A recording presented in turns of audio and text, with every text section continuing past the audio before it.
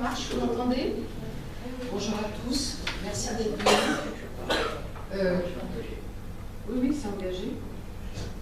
Oui. Si, ça résonne, mais... Si. Peut-être un peu. J'entends mieux là, c'est pareil. Est-ce que vous voyez bien quand même là? Ça va dans le fond?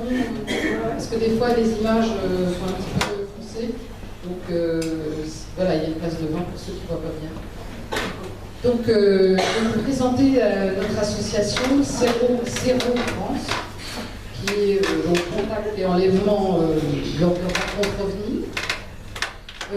Cette association, moi si je suis là, bien sûr, c'est parce que j'ai été enlevée, abductée depuis l'enfance en fait. Voilà. Donc, s'il vous plaît, il faut savoir, là aujourd'hui, vous allez entendre des choses, je vous demande un esprit ouvert. Je pense que pour la plupart vous l'avez. Des fois ça peut vous choquer.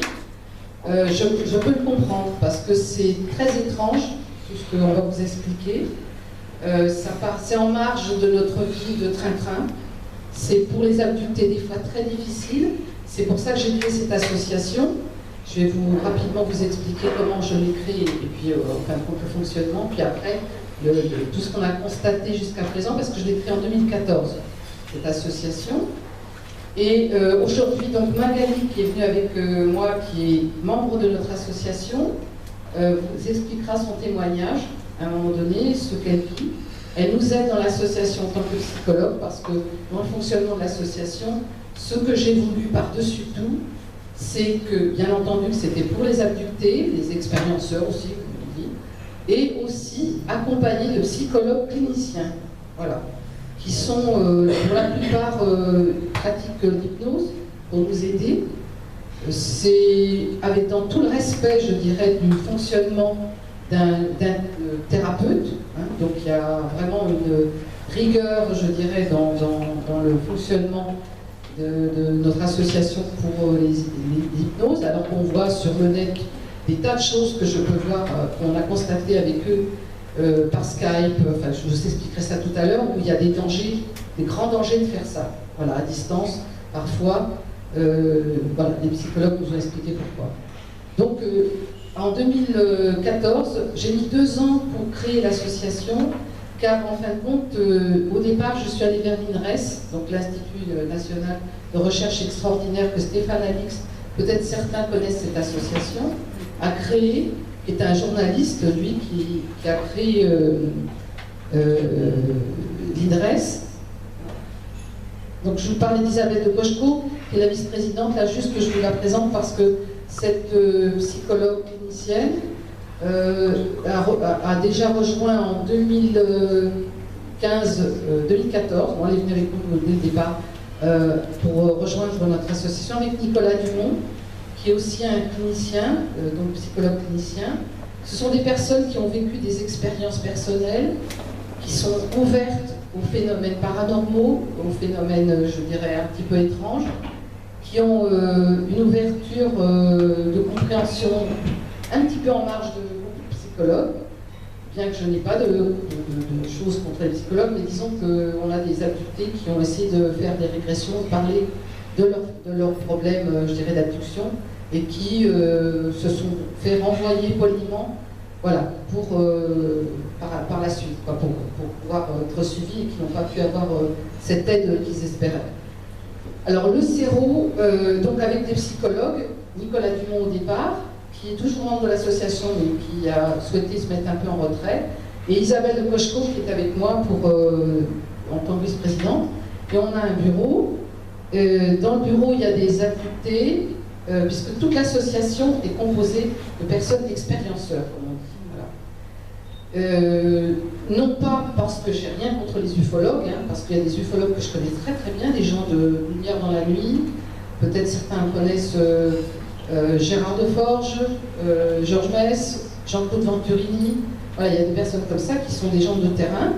Et je leur ai dit non, ce n'est pas contre vous, mais on a des expériences, des gens qui racontent leur histoire, qui ont vécu, qui sont des fois à dresser les cheveux sur la tête, et on ne souhaite pas que, à l'extérieur de l'association, ça soit écrit dans des livres, à l'extérieur ou raconté. Voilà.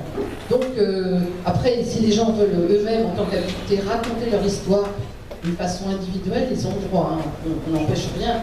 Mais disons qu'au sein du CERO, on a un règlement dans les statuts qui oblige à la confidentialité et de ne pas nommer les gens, sauf si ils sont d'accord pour qu'on en parle. Voilà. Moi, je vous expliquerai un petit peu comment tout ce qu'on a un peu découvert depuis 2014 par rapport aux abductions.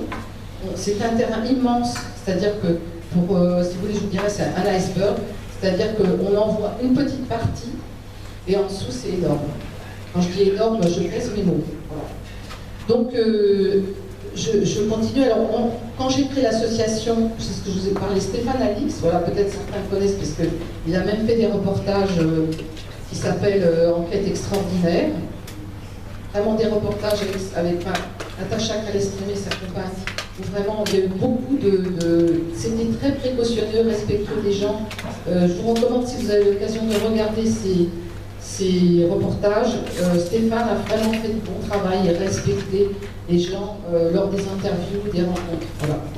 Et Yvonne Smith, qui en fin de compte est une américaine qui est hypnothérapeute, qui a créé CERO International depuis 20 ans. Et en fait, c'est quelqu'un en France, Marc Auburn, peut-être certains connaissent, que je connais bien, qui m'a dit pourquoi tu ne contactes pas Yvonne Smith. Si tu veux, vous pouvez appeler CERO France, vous pouvez appeler le même nom, tu lui demandes, puisque c'est le traitement des adultes, des expérienceurs. Je dis oui, pourquoi pas. Et on a créé ce nom-là. Donc quand je dis que j'ai mis 2 ans, de 2012 jusqu'à 2014, pour créer l'association, parce que j'ai pris le temps de créer les statuts, de réfléchir avec des personnes autour de moi, et en même temps de demander aux êtres si je pouvais le faire. Je m'autorisais à le faire pour pouvoir aider les abductés. Parce que moi j'en ai rencontré, on a témoigné ensemble, en fait, si vous voulez, pour résumer très vite. L'abduction, il y a beaucoup de phénomènes qui se passent autour de vous, mais en fait, au départ, on n'est pas courant, véritablement, qu'on est abducté. On voit des marques sur le corps, on fait des rêves récurrents, enfin, on a beaucoup de choses qui se passent, mais on découvre à un moment donné, oui, eh ben voilà, on est abducté, donc ça bouscule, ça surprend énormément et on a des confirmations par la suite. Donc, en rencontrant les abductés, je me suis dit, c'est pas possible qu'on laisse les gens comme ça. Moi, ça va, maintenant ça va bien. Mais il y a eu des périodes où j'étais très secouée, j'ai eu des phénomènes paranormaux tout petits, et de tous bords, hein, de tout style. Voilà, je pourrais en parler pendant je ne sais pas combien de temps, tellement il y en a, mais j'ai l'habitude maintenant, ça me surprend encore des fois, mais sur les visiteurs, comme on les appelle entre nous, les visiteurs, alors ça va peut-être faire référence à nos anciens, certains qui ont vu. Il y avait une série à la télé qui s'appelait Les Visiteurs, et c'est vrai que c'était pas très joyeux de ce qu'il y avait, ce qu'on découvrait derrière, puisqu'on voyait des reptiliens sous le visage d'êtres humains. Bon, alors ça, sur les êtres eux-mêmes, je vais y revenir parce que ce n'est pas tout noir ni tout blanc. Je vous expliquerai pourquoi. Donc je reviens à l'existence de CERO.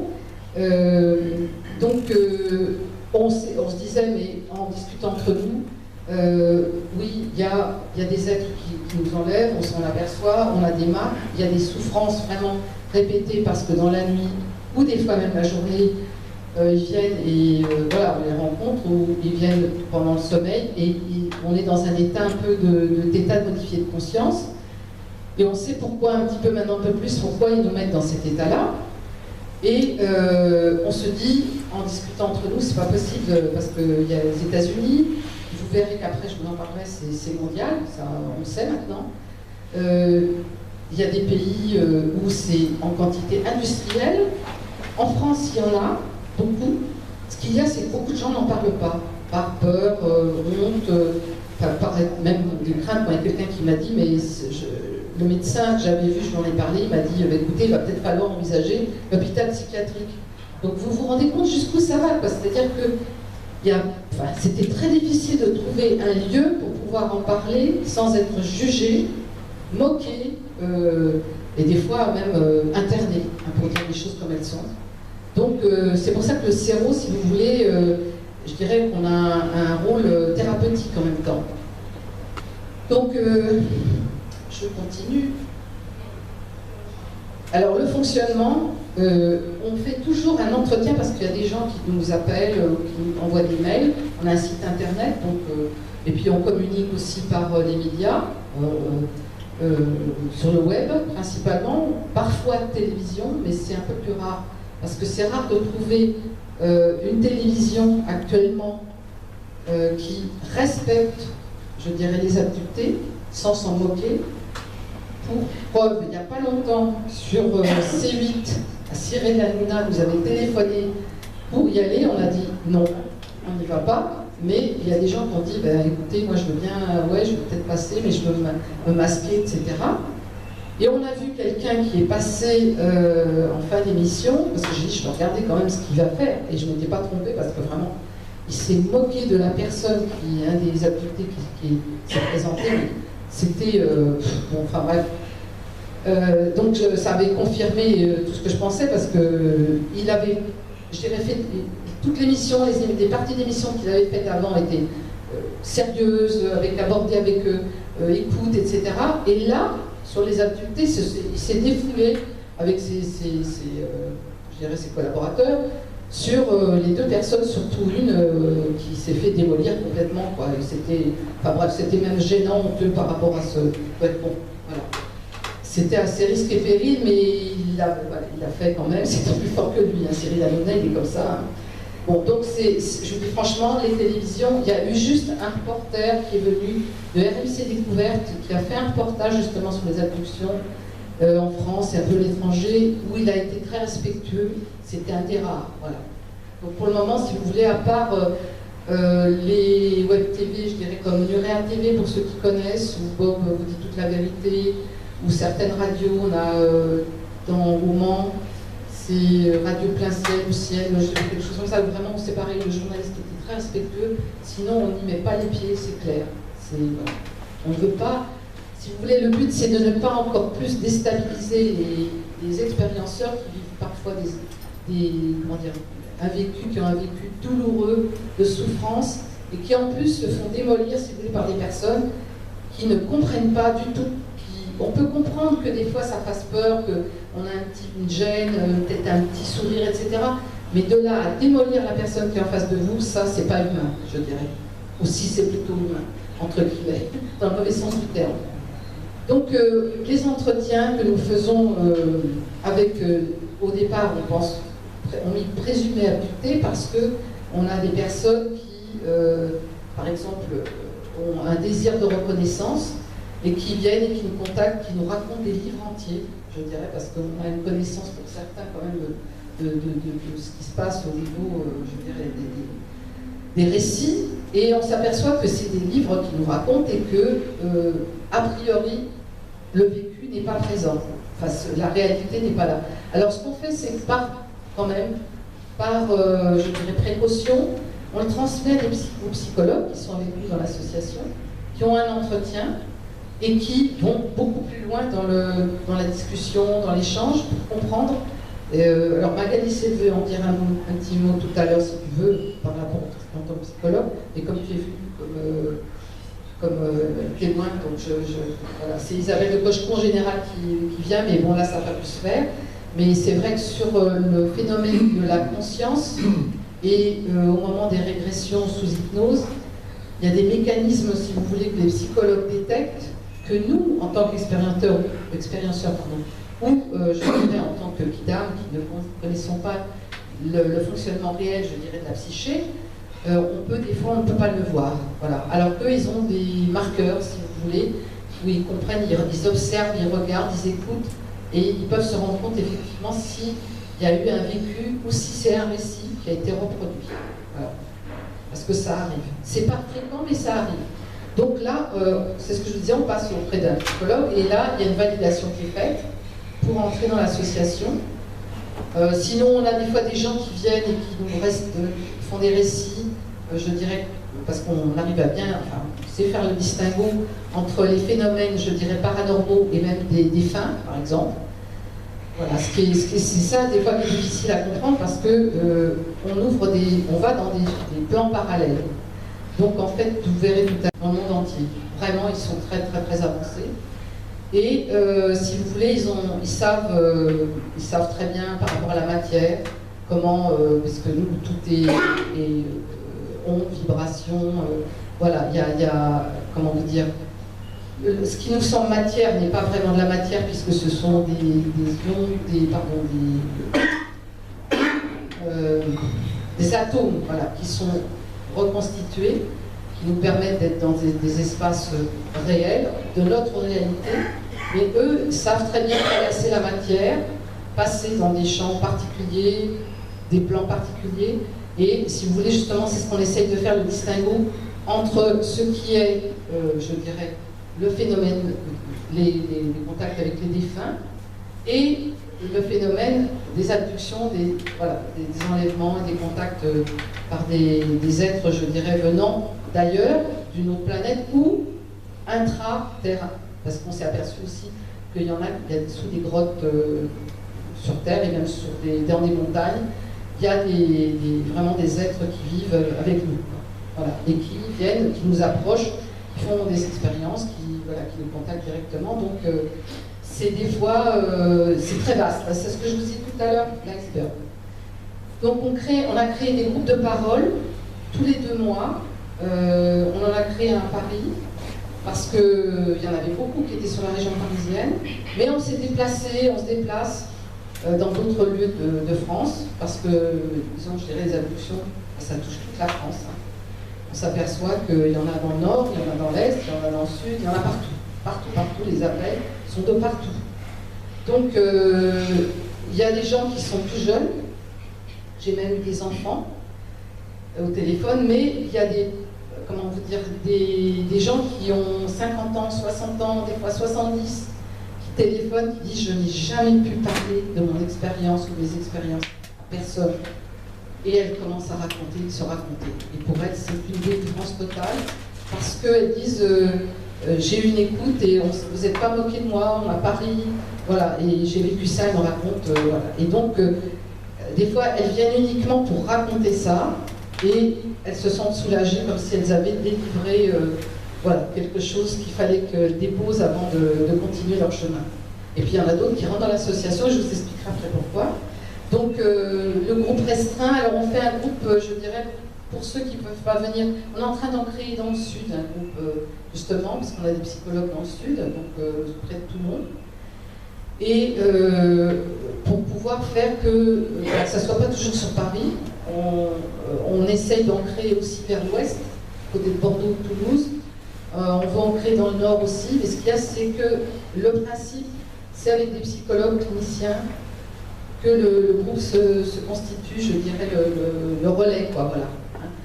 On ne veut pas, on pourrait simplement dire, parce que se déplacer, c'est pas évident, on le faisait au début comme on pouvait, mais on avait quelques personnes, on faisait des fois des centaines de kilomètres pour rencontrer 2 ou 3 personnes, et nous, on est tous bénévoles dans l'association, tous, même les psychologues. Donc si vous voulez, alors il y a un droit d'entrée, bien entendu, pour nous aider, parce que financièrement, on n'y arriverait pas. Mais voilà, on est tous bénévoles, et ça on y tient, parce que aux États-Unis ça fonctionne différemment. Je leur ai demandé, c'est en société, en entreprise, et eux, tout est payant. Hein. Autant il y a de séances d'hypnose, tout est payant, les visites, les rencontres, tout est payant. Enfin, voilà. Alors nous on demande des petites participations pour nous aider, parce qu'on loue les salles et tout, mais voilà, c'est pas un business qu'il y a derrière, si je puis dire. Je ne juge pas les Américains parce qu'ils ont un fonctionnement très particulier que certains peut-être connaissent, hein, voilà, dans leur fonctionnement, monnaie, toujours, mais bon, voilà. Donc, alors, en province, je vous dis, on fait des groupes alternés avec les groupes sur Paris, par Skype. Alors là, il n'y a pas d'hypnose du tout, c'est avec un psychologue, mais on échange sur les expériences, le vécu des personnes. On essaie de faire, parce que on essaye de prendre, quand on est sur Paris, on essaye de prendre entre 11 et 15 personnes au total, y compris le psychologue, parce qu'on fait des régressions, et il y a le groupe de parole qui se ferme au début, et pour que tout le monde puisse parler. Parce qu'après, quand on a trop de monde, si vous voulez, on n'a pas le temps matériel de pouvoir écouter les personnes, d'échanger entre nous, de ne pas se juger, de ne pas se critiquer, et puis on ne va pas dire c'est ça, c'est comme ça, c'est comme ça. Non, on avance, on se pose des questions, on se dit, on va essayer de comprendre pourquoi ça, ah bon, vous avez vécu ça, bon, on va réfléchir là-dessus, voilà, et d'autres personnes, il y a des corrélations, parce qu'il apparaît qu'il y a des similitudes parfois, hein. Mais voilà, bon, alors je ferai une petite, par moment un petit mot d'humour, j'essaierai, pour ceux qui s'endorment, parce que là, cet après-midi, quand on a déjeuné, des fois c'est difficile de tenir le coup, même si c'est intéressant, donc j'essaierai de faire quelque chose pour vous tenir éveillé. Alors, je continue avec les êtres que nous rencontrons, qui s'approchent de nous, ou que parfois nous recherchons, parce que certains, dans les adultés, disaient « oui, mais moi je voulais vraiment les rencontrer ». Alors, je vais vous dire tout de suite, il y a des gens qui nous disent « j'ai un contrat » ou « j'avais un contrat », etc. Parce que c'est vrai qu'on l'a entendu, on nous l'a dit. Là, c'est très subjectif, parce que c'est très facile de dire « ah ben oui, on a passé, avant de s'incarner, entre guillemets, un contrat avec certains êtres pour pouvoir être enlevé d'être... » Moi, je vous dis franchement, alors je ne me suis pas présentée vraiment jusqu'au bout. J'étais informaticienne pendant des années, donc j'ai quand même une certaine logique. J'aime bien chercher le pourquoi du parce que, comprendre comment ça fonctionne. Et je ne crois pas tout sur parole. J'essaye de, en écoutant, trouver, si vous voulez, s'il y a une logique ou non, si c'est complètement incohérent ou non. Voilà. Donc j'aime bien vérifier en plus dans ce qu'on me dit. Je vais faire des recoupements, chercher l'information contraire. Enfin, voilà, j'essaye pour établir quelque chose qui se tient, s'il y a au bout d'une vérité. Alors, on dit, oui, c'est vrai, tout à l'heure, Philippe disait, ils sont très négatifs, etc. Il y en a, c'est vrai, qui sont... on a rencontré Dr Jacobs, peut-être certains connaissent, qui venait des États-Unis. Il est venu en France, voilà, on l'a rencontré l'année dernière, il est venu faire une conférence à Paris, on s'en est occupé, etc. C'est vrai que lui, quand je vous disais ses livres, ce monsieur, il est très gentil, c'était un professeur d'université à Temple, à Philadelphie. C'est vrai que quand on écoute ce qu'il dit et au bout du compte, on lit, je dirais comme Coluche, quand on entend ce qu'on entend et qu'on voit ce qu'on voit, on a raison de penser ce qu'on pense. Bon, là, si vous voulez, le docteur Jacobs, il y a des petites choses quand même, on n'est pas d'accord avec lui parce que c'est assez violent, quoi, si vous voulez, au bout du compte, et il est très pessimiste, mais quand je dis très pessimiste, c'est vraiment pessimiste, quoi, de chez pessimiste. Donc, on n'en est pas là, nous, même si au début, moi, j'étais un peu comme ça. Il y a des choses que les êtres m'ont montrées, m'ont fait comprendre, et particulièrement sur la façon dont nous-mêmes nous traitons les enfants dans le monde, les femmes et même les hommes, dans les tortures, dans les brutalités, dans les laboratoires, comment nous faisons avec les animaux, comment nous les charcutons, etc., en pensant que ces animaux, de toute façon, ils ne comprennent rien, et qu'ils n'ont pas ni sentiments, ni... Enfin bref, on peut tout leur faire. Il y a des scientifiques, là j'ai entendu récemment sur une radio, qui disaient qu'ils avaient créé un groupe exprès pour comment dire, faire le maximum d'attention par rapport à l'animal pour qu'il ne souffre pas, c'est-à-dire comprendre s'il y avait des réactions, etc., essayer de comprendre dans les expériences s'il leur faisait vraiment, il risquait de les blesser ou pour essayer d'adoucir les choses. Donc j'ai dit, wow, ça y est, ça commence à se mettre en route. Peut-être que dans d'autres pays c'est en route, mais bon, enfin sur la France, ça ne l'était pas, et on n'est pas les seuls, hein, mais franchement, sur les animaux, c'est quand même encore assez grave, quoi. Donc, pour revenir aux visiteurs, si vous voulez, certains se comportent vraiment tout à fait correctement avec nous, et je dirais même qu'ils nous aident, et même j'ai appris dans certains comment dire, des membres de notre association qu'ils ont été guéris. Vraiment, les personnes ont failli mourir, ont été même laissées pour compte, je dirais, dans des chaises roulantes, et ils ont été guéris par ces êtres. Voilà. Alors, ce n'est pas les guides au sens, comme on l'entend souvent, peut-être certains connaissent, nos anges gardiens, qui sont, c'est vrai, présents, qui nous aident au jour le jour, aux esprits de lumière qui vraiment nous aident aussi, qui sont envoyés par la source. Alors, permettez-moi de dire quelques mots là-dessus, parce que je suis personnellement, j'ai une spiritualité, je n'impose à personne, mais voilà, ça fait partie de mes convictions dans le sens où on doit évoluer vers vraiment vers des choses, enfin je veux dire des comportements bienveillants les uns vers les autres, et que justement ce n'est pas parce qu'on va se détruire pour obtenir la puissance et le pouvoir sur les uns et sur les autres qu'on fera grandir nos âmes. Donc, si vous voulez, dans les êtres qui nous approchent, il y en a qui essayent de nous faire comprendre certaines choses, mais c'est des fois très difficile, très dur, de par quand vous regardez, si vous voulez, leur visage ou leur corpulence, il y a des fois ça fait très peur, très très peur. Parce que des fois même, on rencontre des gens handicapés. Déjà, vous voyez dans la société, des pauvres personnes qui sont tordues comme c'est pas possible, et c'est la fuite en avant, quoi. Beaucoup de gens se retirent d'eux ou ont du mal à leur parler, parce qu'ils ont... moi, j'ai vu un monsieur une fois qui venait, quand j'étais allé au repas ufologique à Paris, ce pauvre monsieur est défiguré, mais alors vous auriez vu, il a dû être brûlé, c'était... Le pauvre, il était laid comme c'était pas possible, et ça m'a interpellée, parce que je me suis dit, mais quelque part, c'est vrai que son visage n'est pas comme la plupart des humains, parce qu'il a été ravagé, mais quand on rencontre les visiteurs, qui ont des fois des visages, ou des peaux, ou des yeux, ou même des bras complètement différents des nôtres, est-ce qu'on pourrait arriver à comprendre que ce sont des êtres aussi, des êtres vivants, et des êtres qui vivent différemment de nous, qui ont, je dirais, une psyché ou une psychologie, entre guillemets, dans ce qu'ils ont, différente de la nôtre, parce qu'il faut, quand vous les approchez, enfin ils vous approchent, c'est des paradigmes complètement différents par rapport à nous. C'est comme si on disait, on est dans un poisson, et nous, on vit en dehors de l'eau, quoi. Donc, c'est d'autres comportements. Pour rentrer dans la peau d'un poisson, il faut vraiment, je sais pas, vous voyez ce que je veux dire, quoi. C'est complètement différent. Donc, on n'a pas du tout le même comportement. Même si on essaie de faire de l'anthropomorphisme, en l'occurrence, de penser comme, voilà, nous on est comme ça, donc ils sont comme ça, c'est pareil. Non, c'est pas pareil. Si on arrive à dissocier ça, déjà, on a une approche de dire j'ai moins peur par rapport à eux. Et là, si vous voulez, l'approche, Magali vous dira certaines choses tout à l'heure, il y a des êtres qui sont vraiment bienveillants vis-à-vis de nous, même s'ils nous font très peur. Et ça, il faut que quelque part on se dit qu'on s'habitue. Je dirais, s'il y avait des étrangers qui sont vraiment très différents de nous, à nous approcher, à les regarder sans crainte et surtout sans haine de vouloir les tuer. Parce que souvent c'est ça, si vous voulez. On en est là aujourd'hui pour beaucoup. Quelqu'un qui ne nous ressemble pas, qui est un peu différent, on a envie qu'il dégage ou on descend. Voilà. Et si vous voulez, encore une fois, je dirais que dans notre âme, notre âme profonde, c'est pas ça.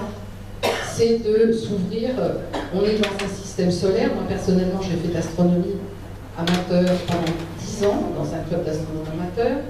J'ai été intéressée par les planètes depuis toute petite, depuis l'enfance. Donc, si vous voulez, moi, le ciel, la Terre, l'univers, ça fait partie de mon monde, quoi.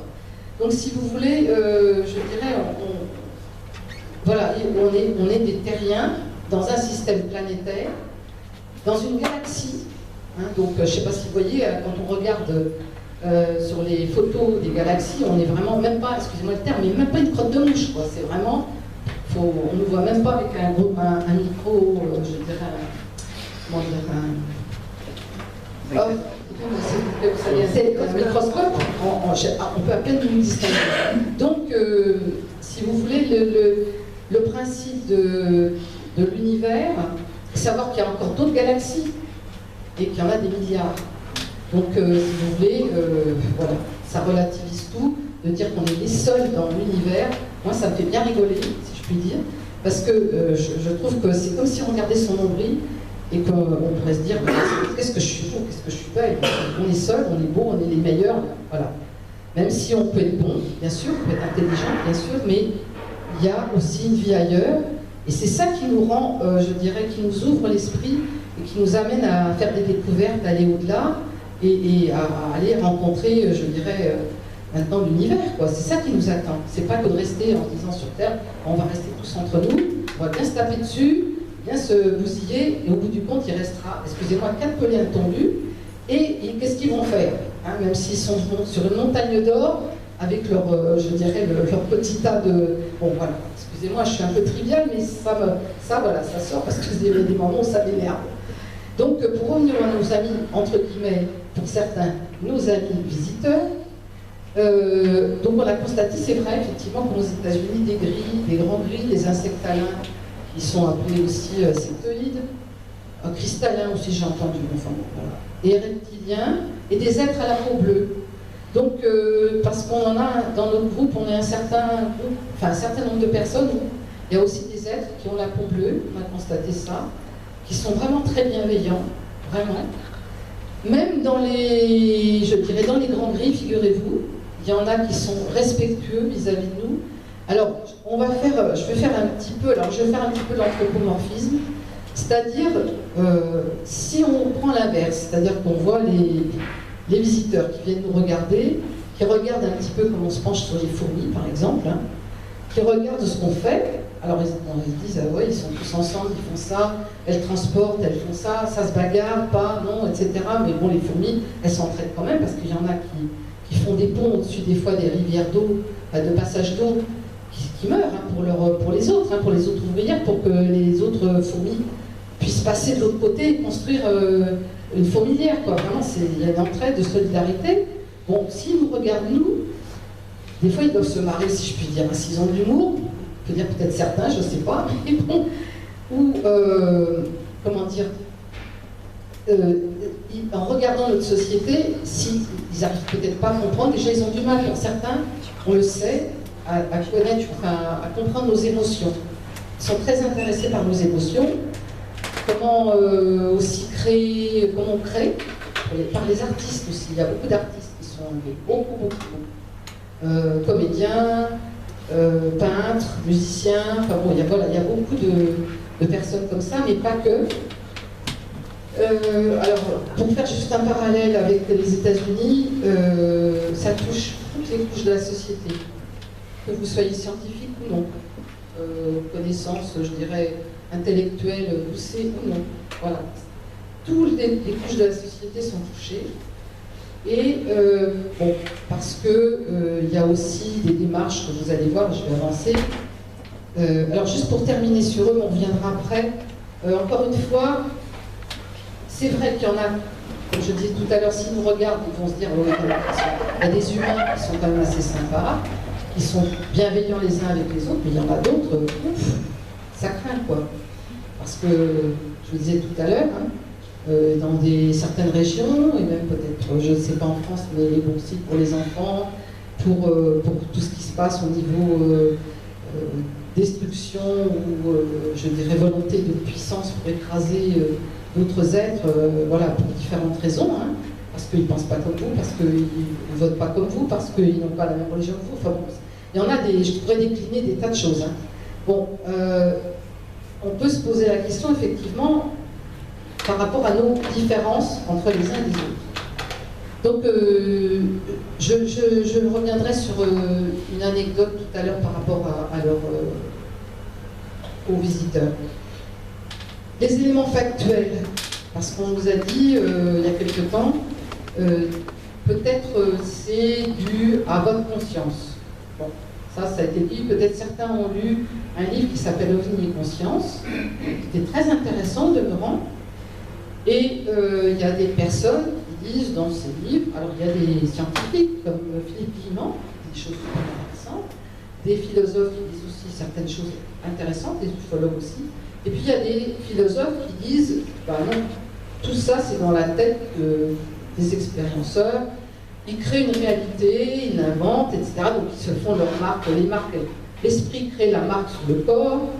Ils ont pensé qu'ils ont été enlevés, qu'ils ont vu des êtres autour d'eux, ils les ont créés, ces êtres. Alors moi, j'ai posé la question, mais j'ai dit, attendez, excusez-moi, mais moi, je veux bien admettre des tas de choses. Mais alors les ufologues qui vont sur le terrain, qui font des prélèvements, qui ramassent des herbes avec des radiers, enfin, ils font des mesures concrètes, hein, c'est pas... Ils ne vont pas se balader avec un panier de cerises en disant on va faire un petit pique-nique, tiens, oh, on a rencontré des... Tiens, il y a eu un rond qui s'est mis sur l'herbe. Qu'est-ce qui s'est passé? Il y a eu quelque chose là Et puis qu'ils regardent comme ça et qu'ils mesurent des choses, voilà, pour s'amuser, je dirais, en fait, ils font des mesures vraiment scientifiques et ils apportent des éléments scientifiques. Parce que si on écoute le raisonnement, si je puis dire, que c'est uniquement la conscience qui crée tout ça, ça veut dire qu'aussi même les ufologues, excusez-moi, mais ils se font un petit trip là, avec un petit coup de jaja, et ça y est, et ça a une réalité bien sûr, mais elle a, dans les faits scientifiques, ou alors on remet tout le monde scientifique en cause. Si on continue dans ce raisonnement-là, ça peut aller loin. Hein. Excusez-moi, je rigole. Mais si vous voulez, ça veut dire quand même qu'il y a des personnes qui se rendent sur des lieux, qui font des mesures, qui apportent des informations factuelles, intéressantes, qui nous disent des choses par rapport aux atterrissages, et que même des fois, il y a eu des êtres qui ont été vus en dehors de ces objets. Voilà. Donc, il y a quand même une forme de réalité. Après, ce sont des réalités qui s'affrontent, qui s'abordent, qui s'approchent, et des fois, ça fait des frictions, ou pas, ça dépend. Donc, je reviens sur les éléments factuels. Donc, marqué comme du bétail, c'est vrai, parce que des fois, on se dit, bon, on a des traces sur le corps, on se réveille, il y a des marques bien nettes, hein, qui n'ont pas du tout été dues à des coups, parce que, malheureusement, il y a eu la veille au soir une scène de ménage. Mais, bon, des traces qui sont bien marquées sur le corps, qui disparaissent d'ailleurs après 2 jours. Des implants, c'est vrai, il y a des implants. Alors, par rapport à ce que disait j'apporte une autre information, des autres informations qu'on a appris au fur et à mesure, c'est que, d'une part, les implants sont différents suivant les êtres qui nous approchent, et que ces implants sont décodés par d'autres, comment vous dire, pas d'autres êtres, c'est-à-dire en disant, ah, ces implants-là, excusez-moi, mais c'est comme, je vais faire de l'humour là-dessus, mais c'est comme si vous avez le poulailler de chez du père François et le poulailler du père Bernard qui est à côté, et les poulets sont marqués la ferme un tel et l'autre ferme, voilà. Je plaisante, même sur moi, vous voyez, mais c'est un peu ça, c'est-à-dire qu'ils savent qu'on est relié à tels êtres, voilà. Ils ont un moyen de décoder les implants qu'on a sur nous. Donc ça a une fonction. C'est vrai que... Je peux te couper, Myriam, 2 minutes. En fait, oui, non, pour la clim, je veux te dire que nous, au niveau, les dernières, on a des vécus aussi sur le terrain avec les grilles. On sait très bien que c'est pas dû à des idéations ou des images. Pour te donner, je vais donner les 2 derniers contacts, nous vécus, puisqu'on vient pour ça qu'on a eu avec les grilles, c'est qu'on était à table en train de manger avec 4-5 personnes, toute une famille qui reçoit en visite. Et pour donner une idée de ce que sont capables ces créatures, on a vu un gris qui est passé en courant. C'est-à-dire qu'il a sauté de sa dimension dans la nôtre et il est reparti. Pour donner des exemples de ce qu'on arrivait à vivre sur le terrain. Sur le terrain, c'est que nous-mêmes, on soit abductés, on n'est pas abductés, mais à force d'aller vers le phénomène, on finit par voir des choses. Et au sujet des implants, ce qu'on peut dire, puisque dans la vidéo, ça va être diffusé, on peut mettre déjà en relation avec des spécialistes pour se faire enlever les implants. Ceux qui veulent, je vous le dis, c'est gratuit. Alors, pour continuer sur les implants, si vous voulez, c'est vrai qu'on a des gens qui nous disent, bon, on a réussi à avoir des personnes déjà qui arrivent à détecter où ils sont. Alors, on est en train de travailler avec eux. Bon, c'est déjà important parce que déjà on sait, on peut savoir où ils se trouvent. Malheureusement, alors il y en a qui veulent les retirer, mais malheureusement, des fois ils sont tellement placés dans certains endroits que si on nous les retire, c'est létal, quoi. C'est-à-dire qu'on en meurt. Parce que c'est placé dans des endroits, dans le cerveau par exemple, et si on vous le retire, il faut une opération, il faut trouver l'endroit exactement. Enfin, bref, ça peut être très dangereux. Voilà. Donc, alors, il y a aussi, alors, par rapport de dire qu'ils ont, comment dire, une information, des informations qui arrivent, je pense, enfin, j'ai eu des preuves plusieurs fois, effectivement, à travers les implants, ils savent beaucoup de choses, et je dirais même, on a appris ça, que sur notre état de santé. C'est-à-dire, si on a des troubles qui se passent au niveau, voilà, vous avez quelque chose, une maladie, bon, un rhume, non, mais je veux dire quelque chose qui nous perturbe gravement, ils viennent, et quelque part, ils essayent de détecter ce qui se passe. Voilà, donc, ils ne guérissent pas, je dirais, systématiquement. Pourquoi? Parce que, comment vous dire ça? À travers nos vies, ils ne veulent pas tout le temps intervenir, c'est-à-dire nous sommes dans notre réalité, dans notre chemin de vie. Et si vous voulez, si on demande systématiquement Voilà, on pourrait le faire, hein, mais parfois il y a des gens qui ne veulent pas, et puis qui n'y pensent pas. Et si vous voulez aussi, je dirais que le fait de demander à des êtres d'intervenir dans nos propres vies pour nous guérir aussi tout ça, à la limite, on peut dire, bon ben on se repose complètement sur eux, et nous, notre chemin de vie, on ne le fait pas. Vous voyez ce que je veux dire?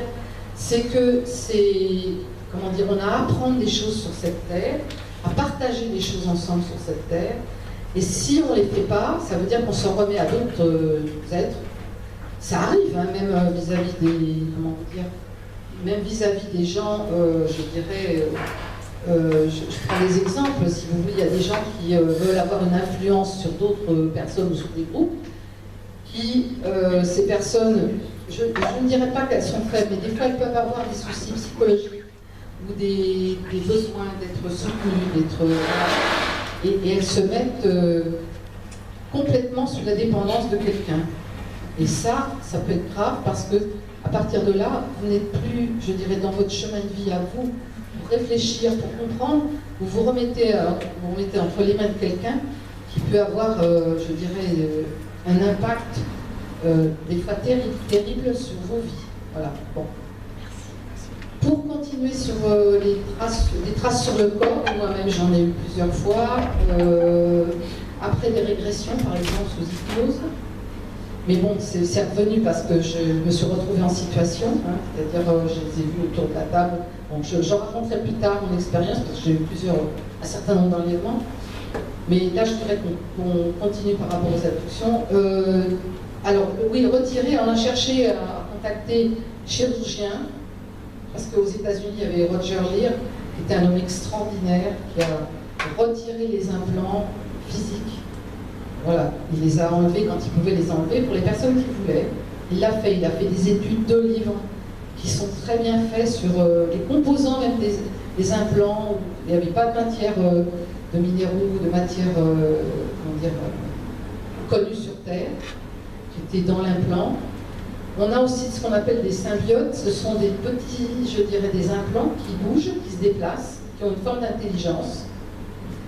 Moi, je connais personnellement quelqu'un qui a été pendant 1 an dans une base au Tibet, qui a rencontré des êtres extraterrestres, qui a vécu pendant 1 an avec eux, qui a appris énormément au niveau scientifique, alors qu'il avait, je dirais, une base scolaire très simple. Hein. Et il a un symbiote dans le dos. Et il y a des témoins qui l'ont vu se déplacer le long de la colonne vertébrale, hein, le symbiote, sous la peau. Voilà. Bon, pour vous dire que ce n'est pas que un effet bon. Les marques sur le corps, bon, pour finir, c'est vrai qu'il y en a différentes sortes. Des marques au laser, moi j'en ai une qui est là sur le bras, qui est restée, j'ai jamais eu d'opération ou de choses faites voilà, de mon vivant. Voilà. J'ai une marque qui a été faite comme un laser, carrément, qui est très nette sur la peau, vraiment c'est resté jusqu'à présent. Mais bon, si vous voulez, encore une fois, je vais continuer sur le restant des abductions. Alors, pour juste finir encore sur pourquoi l'association, parce qu'il y a des troubles divers psychologiques, je vous ai dit, physiques et médicaux, parce qu'il y a des gens qui viennent, qui sont des fois, pas tous, mais certains, sont vraiment dans des états mais ravagés moralement, ils perdent même leur couple éclate, ils perdent leur travail, enfin bon, ils sont vraiment dans des états. On se rend bien compte que les visiteurs qui les enlèvent ne se rendent pas compte des effets qu'ils ont sur ce qu'ils font sur nous. C'est-à-dire au niveau psychologique, donc il y a une faiblesse de leur côté pour, je dirais, arriver à comprendre qu'en tant qu'être humain, eux aussi doivent faire très attention à respecter voilà, ce qu'est l'humain. Ne pas divulguer, alors oui, ils disent il ne faut surtout pas dire, c'est pour ça que des fois on a des problèmes parce qu'on parle sur les abductions. Aux États-Unis, c'est encore vrai, les gens qui disent des choses sont poursuivis, on les attaque de différentes manières. Alors, dans les années 60, c'était encore pire. Parce que ceux qui disaient qu'ils avaient vu des ovnis, éventuellement des êtres les approchaient, on les mettait en prison et ils avaient des milliers de centaines de milliers de dollars à payer parce qu'ils avaient parlé. Voilà. Donc, voilà. En France, on n'est pas là pour le moment. Je pense qu'au niveau gouvernemental, ils sont courant, parce qu'il y a eu une communication de la commission Sigma qui a été présentée il y a quelques années à Paris avec Alain Boudier, a présenté avec Jean-François Clairvoy, qui est un astronaute, comme quoi il y avait bien une existence réelle extraterrestre sur Terre, et qu'il y avait des contacts qui étaient établis. Voilà. Et qu'au niveau gouvernemental, ils savent. Donc quand ils vous disent qu'ils ne savent rien, que c'est pas vrai, que ça c'est des âneries, je suis désolée, mais c'est la vérité. Il y a bien des contacts. Et alors aux États-Unis, ça fait longtemps, et si vous voulez, ils ont déjà même échangé de la technologie. Quoi. Bon, voilà. Donc c'est pour ça que je vous disais, alors obligation d'aider les visiteurs. Oui, c'est arrivé, enfin pas nous en France, aux États-Unis nous ont dit que il y avait des visiteurs qui disaient non, moi je ne veux pas, j'en ai marre, je ne veux plus être affecté, j'en vais tout, je vais tout balancer, etc. Bon, les visiteurs leur disaient attention, si vous parlez, vous allez avoir de gros ennuis. Alors en fait, il se passe des choses, oui, c'est que c'est les gouvernementaux et les militaires qui leur tombent dessus. Les humains, je parle, hein, dans ce cas-là. Et je vous raconterai aussi une petite histoire qui m'est arrivée en 2016, où vraiment j'ai eu la preuve, j'avais mis une image, j'avais fait une présentation, j'avais mis une image particulière qui impliquait les humains, et il s'est passé quelque chose, voilà, j'ai eu 2 événements, le soir même et le lendemain matin, je reviendrai tout à l'heure. Alors ils disent vouloir aider les humains, c'est vrai qu'ils nous le disent plusieurs fois, pour même modification de l'ADN, ils sont capables de faire ça. Et c'est vrai qu'on pense que depuis qu'il y a l'Homo sapiens, ils ont déjà travaillé sur nos ADN, ils ont modifié pas mal de choses. Preuve en est que les humains, en laboratoire scientifique, travaillent sur l'ADN déjà depuis un certain temps, et qu'ils sont en train de regarder comment modifier nos génomes et modifier justement notre ADN pour enlever certaines maladies, pour même éviter les enfants trisomiques, enfin bon voilà. Là, alors, qu'il y ait un travail de science sur l'ADN, je veux bien, parce que ça peut apporter certainement beaucoup de choses, mais après, il ne faut pas qu'on joue au petit sorcier, parce que ça peut aller très loin. Donc ça veut dire qu'à un moment donné, l'humain va être tellement, je dirais, stéréotypé, que ça va partir dans des dérives, ça peut être des dérives graves.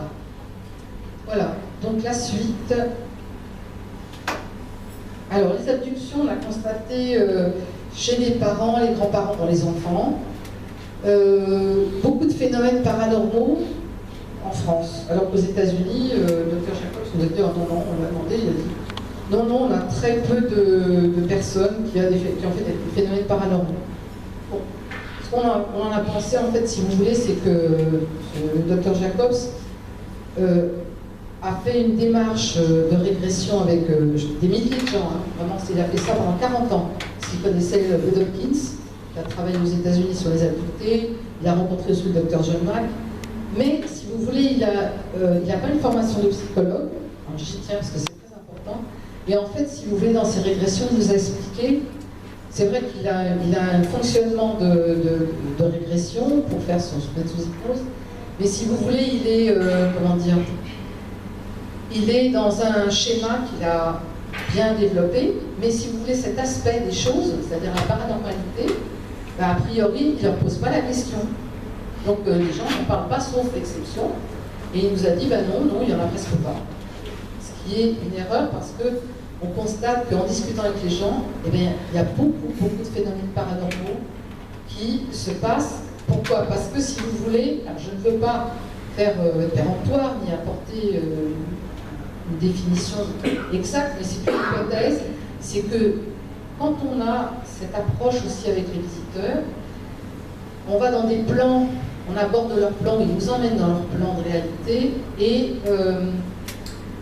en même temps, si vous voulez, c'est comme des portails ouverts, des portes ouvertes, sur aussi des mondes parallèles. Donc c'est aussi ce qui se passe par rapport aux rencontres, aux phénomènes, je dirais, de prémonition, de médiumnité, de rencontres, enfin, d'échanges de télépathie, de rencontres avec les défunts, enfin, beaucoup de choses comme ça qui font que,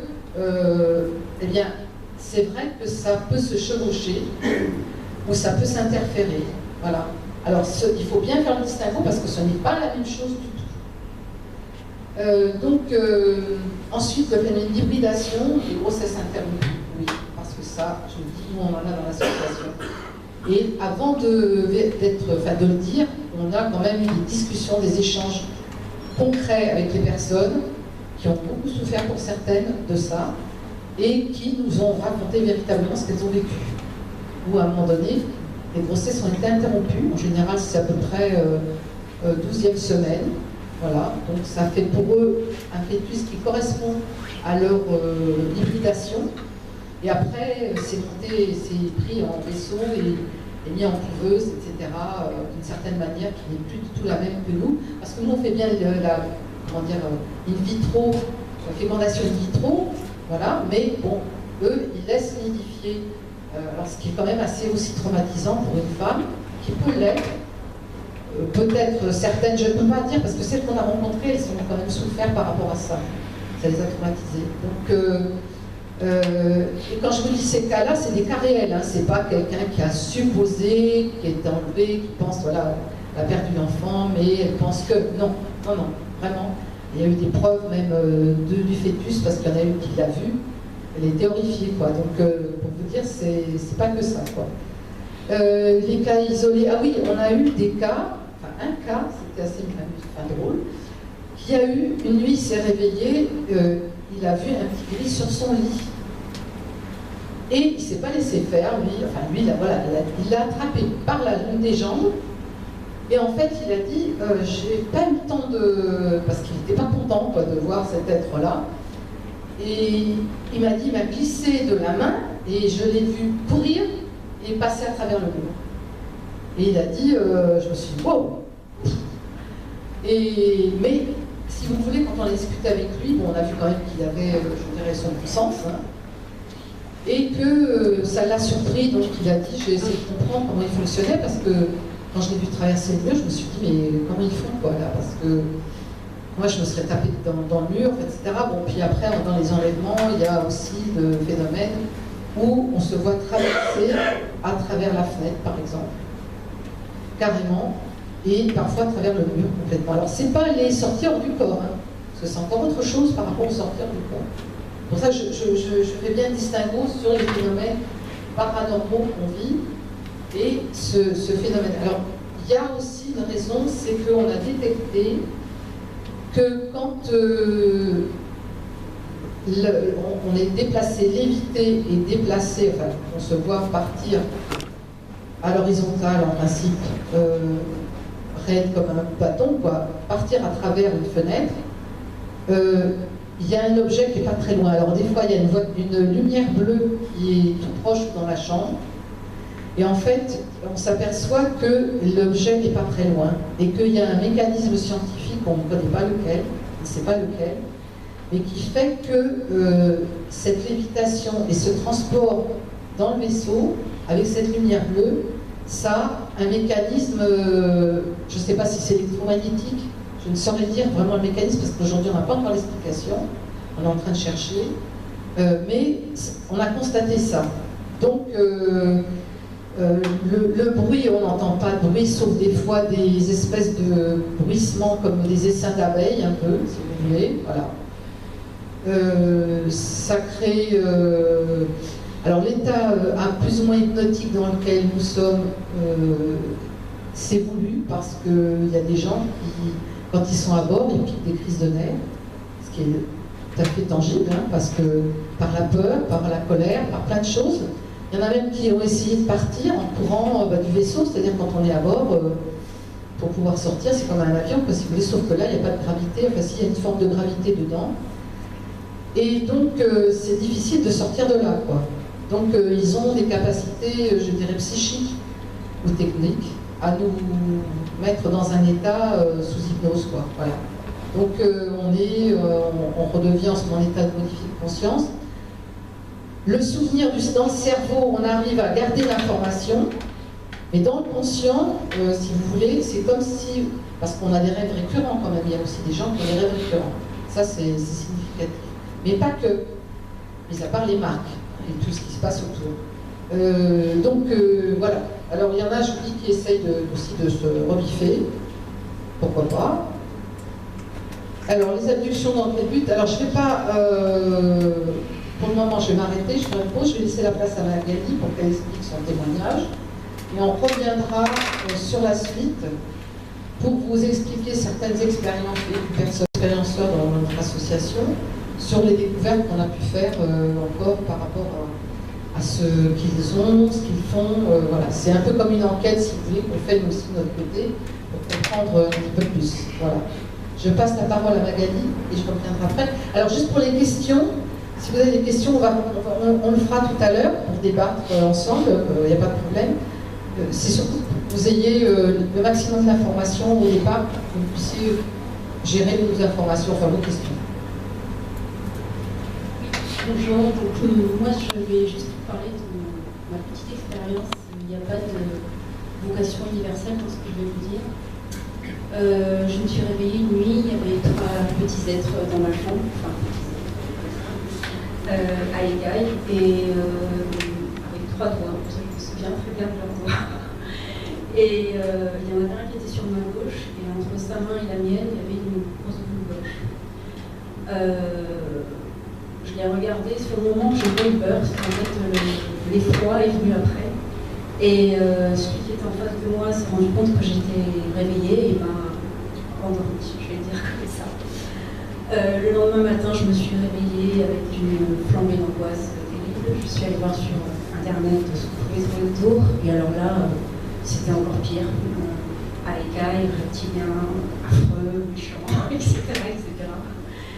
Et donc suite à ça, il y a eu plein d'autres visites et enlèvements, je peux dire comme ça, où je me suis retrouvée dans des salles avec eux. Par exemple, une fois, j'ai essayé de faire bouger des pions blancs par l'esprit. Et ce qui m'a énormément touchée, c'est qu'il n'y avait aucun jugement de leur part. C'est-à-dire qu'ici sur Terre, dès que vous apprenez quelque chose, il y a un jugement derrière. Là, il n'y avait rien, il y avait juste de la bienveillance. Donc mon avis, mon effroi et mon angoisse, qui étaient jusque-là énormes, ont commencé un peu à être ébranlés, et j'ai commencé un peu à remettre des choses en question. On a l'impression à l'heure actuelle dans l'ufologie qu'il y a un discours, j'ai envie de dire raciste, qui est mis en place à l'égard des reptiliens, des grilles, etc. Ce n'est que mon témoignage, mais ce n'est pas du tout l'expérience que j'en ai. À la suite de ça, j'ai commencé à avoir un lien plus particulier avec un être. Alors je les appelle les nébuleux parce qu'ils sont souvent invisibles, mais ils peuvent se matérialiser. Qui a commencé à un peu m'enseigner des choses. Par exemple, ma question c'était pourquoi on ne peut pas correspondre par télépathie ici. Et là, elle m'a amenée dans un par astral. Je fais des voyages astraux et des sorties de corps depuis l'âge de 17 ans. Donc, dans l'astral, tout est vibration. Et avec eux, on ressent tout par vibration aussi au niveau de l'émotion. Et ça, c'est important à dire parce que on voit leur visage, c'est effroyable. Il n'y a pas de mimique, il n'y a pas de sourire, il n'y a pas d'expression particulière. On se retrouve, je ne sais pas si vous avez entendu parler d'expériences de tronique, l'expérience des mères avec leurs enfants de moins de 18 mois, où elles se mettent à ne plus avoir d'expression du tout du visage. Et chez l'enfant, au bout d'un moment, c'est l'effroi, l'abandon et les signaux mystiques qui se mettent en place. Là, on a fait à peu près la même chose si on n'est que dans le voir. Et donc, celle qui venait commencer à me donner des petites réponses, je vais dire comme ça, était en mode nébuleuse, c'est-à-dire comme des petits points. Moi, je l'appelle nébuleuse. Et elle m'a demandé si je voulais la voir d'ailleurs, et je lui ai dit non, surtout pas. Parce que j'ai regretté bien évidemment après, mais c'est vraiment, j'avais vraiment trop peur.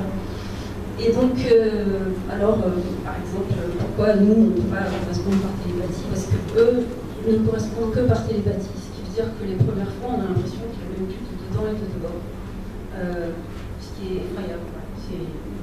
Vraiment, tous nos repères sont remis en question. Et elle a commencé à m'amener dans un élevage de chiens. Et c'était affreux la souffrance qu'il y avait de ces chiens dans ces cages. Je pouvais sentir l'odeur d'urine, l'angoisse, ce qu'ils me disaient, c'était effroyable. Et suite à ça, il y a eu un moment où j'ai eu toute la souffrance de la terre que je pouvais ressentir. Et c'était des plantes, des animaux, c'était c'est insupportable. Et c'est pour ça que tu ne peux pas être en télépathie tout le temps. Ça ne peut pas être ouvert. Sur Terre, c'est trop difficile, trop douloureux, ça ne peut pas être ouvert. Donc à la suite de ça, tout ça, c'est accompagné de beaucoup de phénomènes paranormaux à la maison, de bûches, je me chauffe au bois, en lévitation qui tourne sur elle-même, aux lumières qui claquent, aux ordinateurs qui s'éteignent, etc. Suite à ça, donc, les visites se sont enchaînées jusqu'à maintenant, jusqu'à ce jour, ça s'est enchaîné. Ce qui change, c'est que petit à petit, plus ça va, plus quand je pose une question qui est vraiment une question d'âme, si je leur parle météo, je ne crois pas qu'ils me répondent. J'ai des réponses dans les jours qui suivent. Je suis prévenue de leur venue maintenant parce que j'ai une sonnerie dans l'oreille, enfin une sonnerie, en tout cas un bruit particulier dans l'oreille. Après, il y a des choses qui m'ont montré, je ne sais pas trop quel sens mettre. Par exemple, je me suis retrouvée avec peut-être 300 humains sur un style de tarmac. Et là, ils m'ont montré des tas de vaisseaux en fait, dans le ciel. Alors par moments, ça saute quand même quand je suis là et pas avec eux. C'est-à-dire que, il y a quelques mois, j'allais au restaurant avec des amis, j'étais à l'arrière de la voiture, je regardais le ciel, puis d'un coup, j'ai vu tous les vaisseaux. Ça a duré peut-être une minute.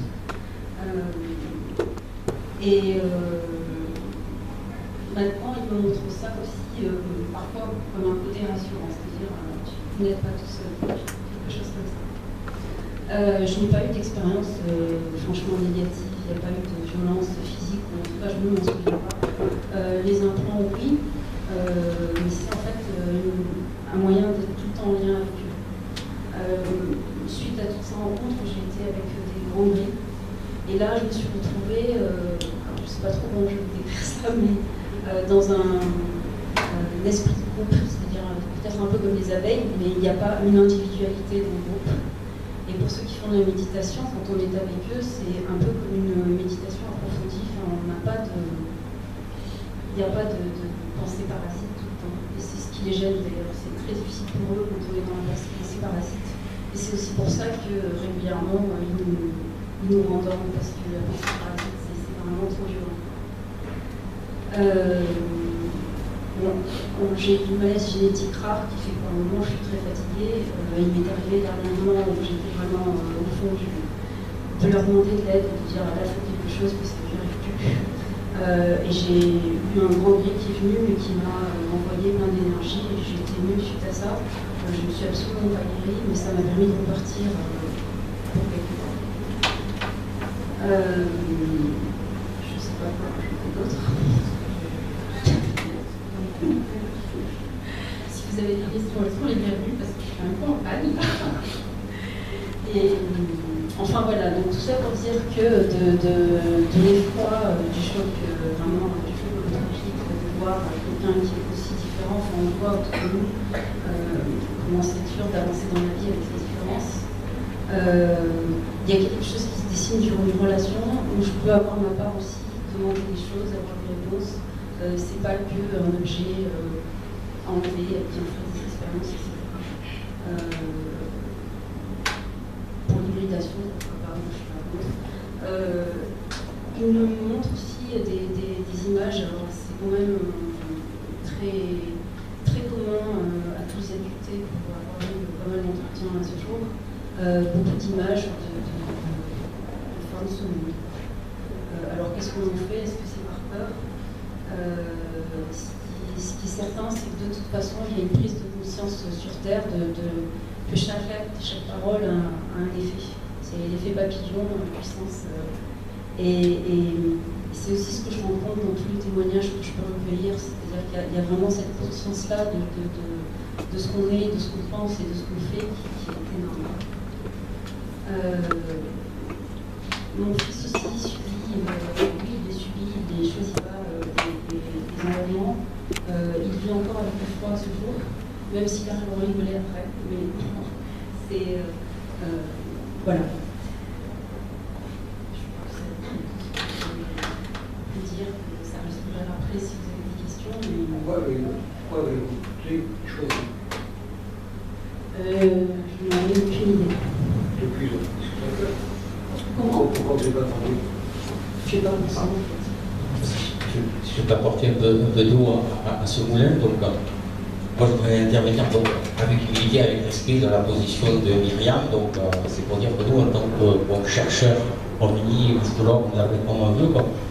Nous, on a plutôt trouvé donc, que les gens qui étaient en relation avec les grilles, avec la client, que je respecte totalement votre position, il n'y a pas de souci. C'était uniquement des gens qui se faisaient manipuler donc, par des êtres plutôt intéressés quoi, par beaucoup de choses concernant les êtres humains. Et l'élément déclencheur donc, qui a amené la prise de conscience de cet élément-là, c'est que la personne de la beauté se mettait à douter. Rien que le doute intérieur, le comportement de ces visiteurs donc, changeait de suite. Et si le doute persistait, leur comportement changeait à l'égard des personnes et devenait de plus en plus agressif. Après, donc, je respecte ce que vous dites. Nous, depuis, moi j'ai commencé à m'intéresser à tout ça, j'avais 16 ans, j'avais 53, et je rigolais comme un malade quand j'entendais Jimmy Dieu dire grosse, je ne veux pas dire quoi, c'est des filous, voilà, on va dire ça. Et en fait, toutes les expériences que j'ai vécues me mènent à parler de manipulation. Après, donc, moi je ne l'ai pas vécu. J'ai que des petits vécus, des rencontres à droite, à gauche, on fait des enquêtes, et ce que les gens nous disent, ils se sentent que manipulés, ils prennent conscience de cette manipulation que quand ils commencent à douter de leurs interlocuteurs. Voilà, moi je le dirais comme ça. Après. En fait, c'est comme quand vous êtes en voyage d'astral, c'est-à-dire que tout est vibration, et chez eux, vous repérez le moins de changements vibratoires, comme ils doivent vous repérer chez nous aussi. Personnellement, au niveau vibratoire, je n'ai rien décelé de dramatique. Oui, bien au contraire. Voilà ce que je veux dire. Si vous avez des questions pour Magali, vous pouvez les poser encore. Je vais revenir sur les abductions après, et puis je pourrais vous expliquer certaines expériences que j'ai vécues aussi. Mais si vous avez des questions pour Magali, vous pouvez là. Le micro. Est-ce que vous savez si vous avez un implant Oui, derrière l'oreille droite. et vous avez pu le lever Ça permet, quand je me mets en méditation profonde, je me sers de ça aussi pour les contacter. En fait, je veux dire, j'ai gardé le contact de ça. Ouais, à l'heure actuelle, oui, vous m'auriez dit ça les 3 premiers mois, je vous aurais dit oui, arrachez-moi l'oreille. Mais là maintenant, oui, parce que Ça apporte le confort. ça m'apporte plein d'ouverture de conscience en fait. J'ai l'impression de grandir un peu. Voilà. Ne serait-ce que des choses sacrées de chaque pensée, chaque acte, tout ça. Ça m'aide un peu à grandir. En tout cas, je m'en sers pour essayer de grandir, même si c'est un peu long. Voilà.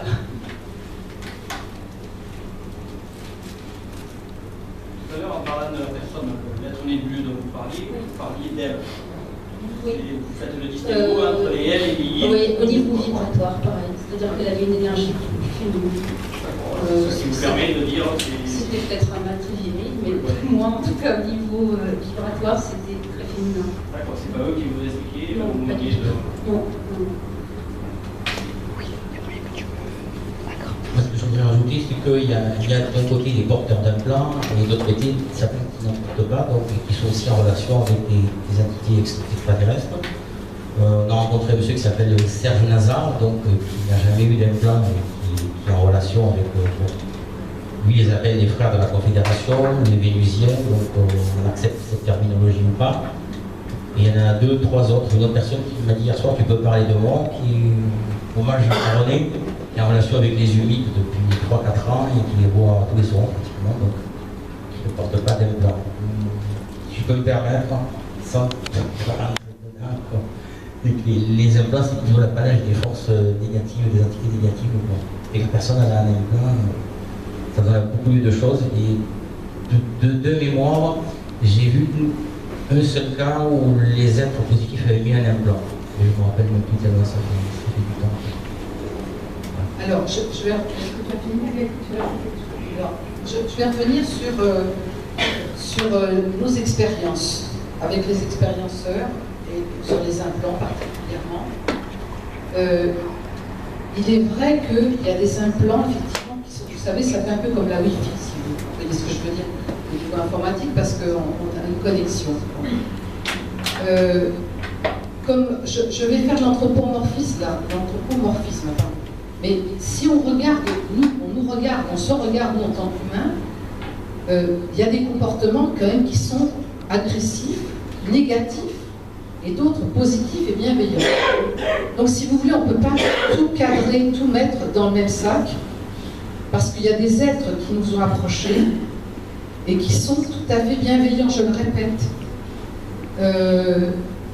Dans le groupe de personnes, parce que là je ne vous ai pas dit tout à l'heure, mais depuis que j'ai créé l'association, on a eu 400 contacts de personnes. Hein, voilà.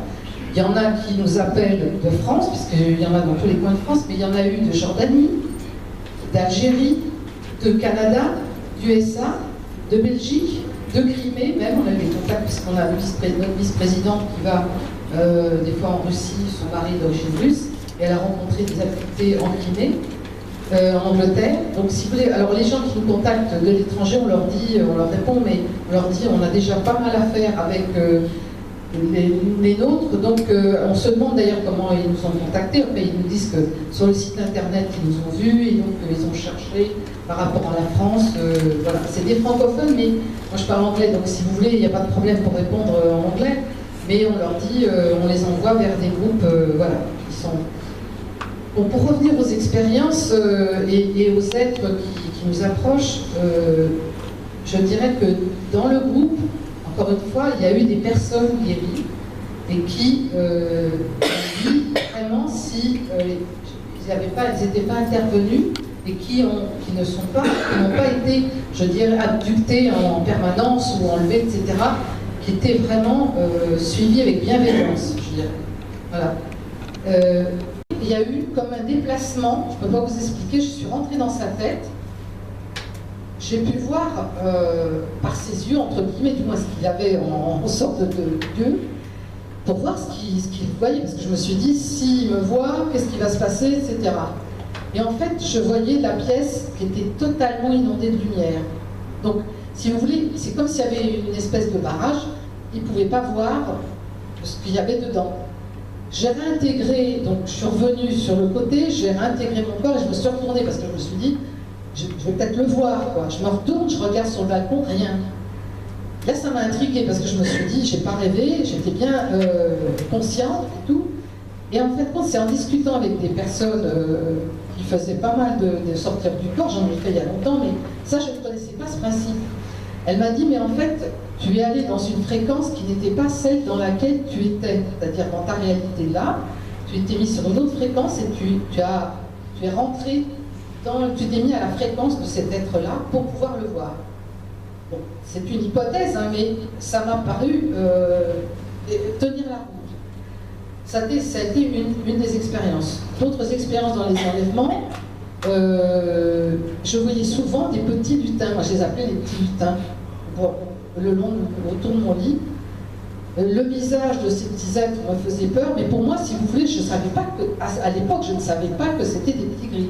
Parce que je vous dis franchement, je vous ai dit tout à l'heure, j'ai fait quand même 10 ans dans un club d'astronomes amateurs, donc j'observais le ciel, la nuit, avec le club dans un télescope, etc. Bon, enfin bref. Et comment vous dire, les êtres, ou du moins les ovnis, savoir les reconnaître, en tout cas voir la différence hein, entre ceux qui sont, je dirais, un avion et puis ce qui est un objet bizarre, parce que j'ai été quand même 5 fois témoin d'OVNI. Donc, pour revenir à une expérience d'enlèvement, enfin, c'était pas d'enlèvement, c'était chez moi, dans la nuit. Alors, je vous dis franchement, je n'ai jamais pris de substance, comme on dit. Hein, j'ai fumé à un moment donné des cigarettes, j'ai arrêté à une époque, et voilà. Mais je ne prenais pas de substance. Je me suis réveillée en pleine nuit et je vois au milieu de ma chambre, enfin sur le mur de ma chambre, un écran qui s'allume. J'avais pas de télévision, donc l'écran il devait faire comme ça, voilà, vous voyez, sur le mur de ma chambre. Je regarde et je vois un mur avec un bassin d'eau. Donc le mur était devant, comme ça, et le bassin d'eau en dessous. Et sur le mur, je vois défiler des formules mathématiques de différentes couleurs, du rose, du jaune, et qui défilaient à une grande vitesse. Je vais vous dire après pourquoi. Alors ça, je n'étais pas du tout au courant, je l'ai appris il y a 2 ans, à quoi ça correspond, ces formules mathématiques de couleurs, etc. Et je vois des êtres, alors l'écran est là, se déplace sur le côté, tout ça dans le silence. Hein.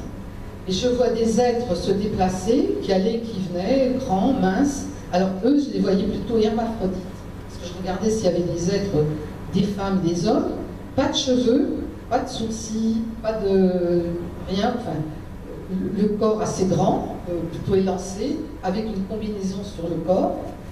Je voyais leurs mains, et les pieds étaient couverts, et ils se déplaçaient, ils allaient, ils venaient comme si on était en train, on allait travailler, vous voyez, comme des gens qui vont travailler, voilà. Donc ça a duré quelques minutes, tout ça, et d'un seul coup, bon, je me suis retrouvée dans le noir, et je me suis dit, mais c'est qui ils sont? Et en fait, si vous voulez, des années avant, j'avais vu, alors là c'était plus en rêve, des êtres, ces mêmes êtres-là, avec le même visage. Alors là, je dirais très pacifique, vraiment, qui étaient en contact avec nous pour, je dirais, pour des informations, de transmission d'informations, voilà, qui voulaient nous donner des transmissions d'informations. Pour revenir juste à... Alors oui, pour vous dire à quoi correspondent ces formules mathématiques de couleurs. Il y a 2 ans, j'ai appris qu'en Russie, un homme qui avait des capacités de guérison par des formules mathématiques, et que les couleurs, les formules mathématiques, avec une couleur précise, guérissaient des parties du corps quand elles étaient écrites, dites, prononcées avec la personne, sur la personne. Elles guérissaient une partie du corps qui correspondait à une maladie. Et ça, vous en parlez à des géobiologues et géophysiciens, parce que j'ai eu la confirmation de ça, parce qu'ils sont allés en Russie et qu'ils ont rencontré effectivement des personnes qui ont été, je dirais, qui ont travaillé avec Grabovoi. J'étais moi-même absolument étonnée, parce que moi, ce dont je vous raconte, c'était dans les années 80. Donc là, moi, je l'ai su il y a 2 ans seulement, à quoi ça correspondait. Donc, pour vous dire, en ces contacts avec ces êtres, il y a quelque chose qui est en train de se passer pour nous, c'est-à-dire de nous apprendre, de nous instruire sur des choses qu'on peut faire par rapport à, je dirais, peut-être une nouvelle forme de médecine. Alors, je prends cet exemple-là, hein, simplement. Maintenant, voilà, c'est une hypothèse. Pour reprendre un peu la connaissance que j'ai rencontré Serge Nazar.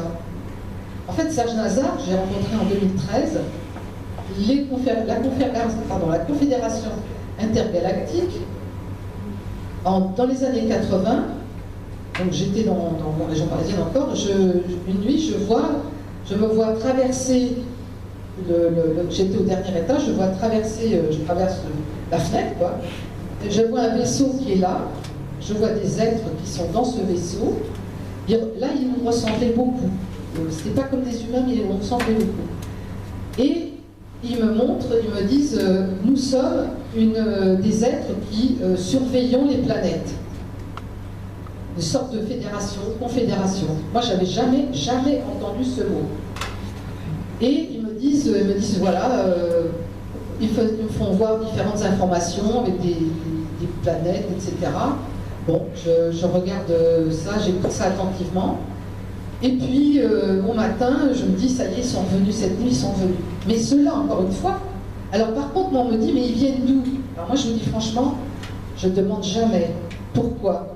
Parce que nous, on dit, on le sait en astronomie, hein, on dit Orion, l'Alpha du Centaure, Vénus, certaines planètes qu'on voit, et puis dans l'espace, différentes nominations. Ça, c'est nous qui les donnons, ces noms-là. Mais eux n'ont pas du tout la même, je dirais, ils essayent de nous faire comprendre le rapport entre la distance où nous sommes d'où nous sommes la Terre et où ils sont eux. Mais quand on nous dit, moi c'est des Vénusiens, moi, comment il s'appelle, Serge, je l'estime beaucoup, hein, parce qu'on l'a rencontré, on a discuté. Moi j'étais moi-même étonnée, je témoignais en radio quand je parlais de la Confédération, parce que j'avais jamais entendu parler de la Confédération. Il me dit, j'ai entendu, il a parlé de la Confédération. Mais j'ai dit interplanétaire. Alors là, je l'ai appelé, je lui ai dit, écoutez Serge, vraiment, je suis ahurie parce que vous êtes la première personne. Moi, j'ai entendu ça dans les années 80, je ne connaissais pas du tout ce terme, absolument pas. Voilà, et on a fait des échanges, ensuite on s'est vus, on a discuté longuement. Lui, il m'a dit c'est des Vénusiens, etc. Je vous dis franchement, je ne juge pas. Il y a eu des êtres qui l'ont approché, qui ont dit qu'ils venaient de cet endroit-là. Moi, je ne peux pas dire, je ne sais pas. En tant qu'origine exacte, puisque ces êtres-là m'ont dit, on se déplace et on surveille les planètes, parce qu'il y a une déontologie, il y a des êtres qui viennent de l'espace, et normalement, ils ne peuvent pas tout faire. Hein. C'est-à-dire, quand ils s'approchent d'une planète, ils ne peuvent pas s'installer en disant, normalement... c'est pour ça que, si vous voulez, moi, pour reprendre un petit peu la notion dont on parlait des petits gris, et surtout par rapport aux êtres éventuellement, parce qu'on n'a pas parlé des insectoïdes, parce que moi quand j'ai fait une régression, j'ai vu effectivement un insectoïde qui était là, et cet être-là était quand même très très froid. Il n'y avait pas d'émotion du tout, il y avait une façon de transmettre des informations, de dire, enfin, je dirais télépathiquement, des choses où vraiment ce n'était pas sympathique du tout. Moi je vous le dis parce que je les sens. Quand il y a ces êtres-là qui s'approchent, par des fois il y a des personnes qui sont captées par certains de ces êtres-là, et franchement ça fait froid dans le dos. Et là je le maintiens parce que je l'ai vécu. Voilà. Par contre, si vous voulez, par rapport aux êtres tigris, Magali parlait qu'ils étaient tridactyles, c'est vrai, parce que nous, ce qu'on constate dans les tigris, à chaque fois qu'on les dessine avec 3 doigts. Et, autre information qu'on a apprise, c'est que, en fait, pourquoi on a des fois, quand on a des traces sur le corps qui sont des rouges-violettes un peu, qui font soit vous savez, comme des pièces de monnaie, on a constaté ça, il y en a 3 en général, ou des traces, des traînées. Ça m'est arrivé en 2017, parce que je croyais qu'il m'avait laissé tranquille, parce que quand on vieillit, je vous dis tout de suite, normalement, il nous fiche un peu la paix. Normalement, hein. Bon. Par contre, c'est les enfants, les petits-enfants, etc. Enfin bref, où ils continuent dans la suite, d'enlever. Mais en fait, moi, en 2017, j'étais avec une personne, et dans la nuit, j'ai été enlevée, alors que je pensais que c'était terminé.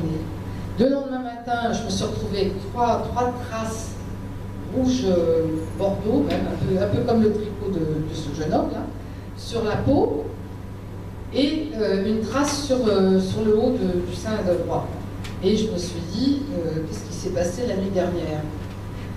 Donc, et le matin, en plus de ça, j'ai eu des nausées, j'étais des étourdissements, enfin bref, j'étais très très mal pendant plusieurs heures, ce qui apparemment est normal quand on est enlevé, parce que soit on supporte, soit on ne supporte plus, des fois, les déplacements à bord. Voilà. C'est en vieillissant, je ne sais pas, moi, alors qu'avant, j'adorais monter dans les avions, je voulais partir dans l'espace, en fusée et tout, moi j'aurais voulu être astronaute. Donc en fait, voilà. Et pour vous dire, les 3, alors ça fait 3 doigts, 3 tresses, alors en fait, ils ont comme des espèces de comment vous expliquer ça? Est-ce que vous voyez comment sont les lézards quand ils appuient sur le mur? Ils collent leurs pattes sur le mur, donc ils se déplacent pour que ça fait ventouse. C'est exactement ça. C'est-à-dire qu'apparemment, quand ils nous touchent, ça fait ventouse, donc ça fait aspiration de montée de sang sous la peau, ce qui fait ces traînées-là. Alors il n'y a pas que ça, hein, mais c'est une des raisons pour lesquelles, quand on a ces traces rouges comme ça qui sont marquées, et des ronds bien marqués, parce que je vous assure, ça fait des pièces de 1 euro. Moi j'ai vu ça sur la cuisse, c'était en forme de triangle. J'ai bien vu les 3, voilà, puis je l'ai vu, je vous dis là aussi, puis on a discuté avec d'autres facultés où vraiment aussi ils ont eu les mêmes marques. Ça disparaît, en 2 jours ça disparaît. Alors que quand vous avez des vaisseaux qui éclatent, par exemple sous la peau, moi ça met 8 jours avant de partir, hein, puis ça passe par des couleurs de tout ce qu'on veut, alors que là ça reste bien pourpre, je dirais, voilà, un peu ça, comme ça, et ça disparaît au bout de 2 jours.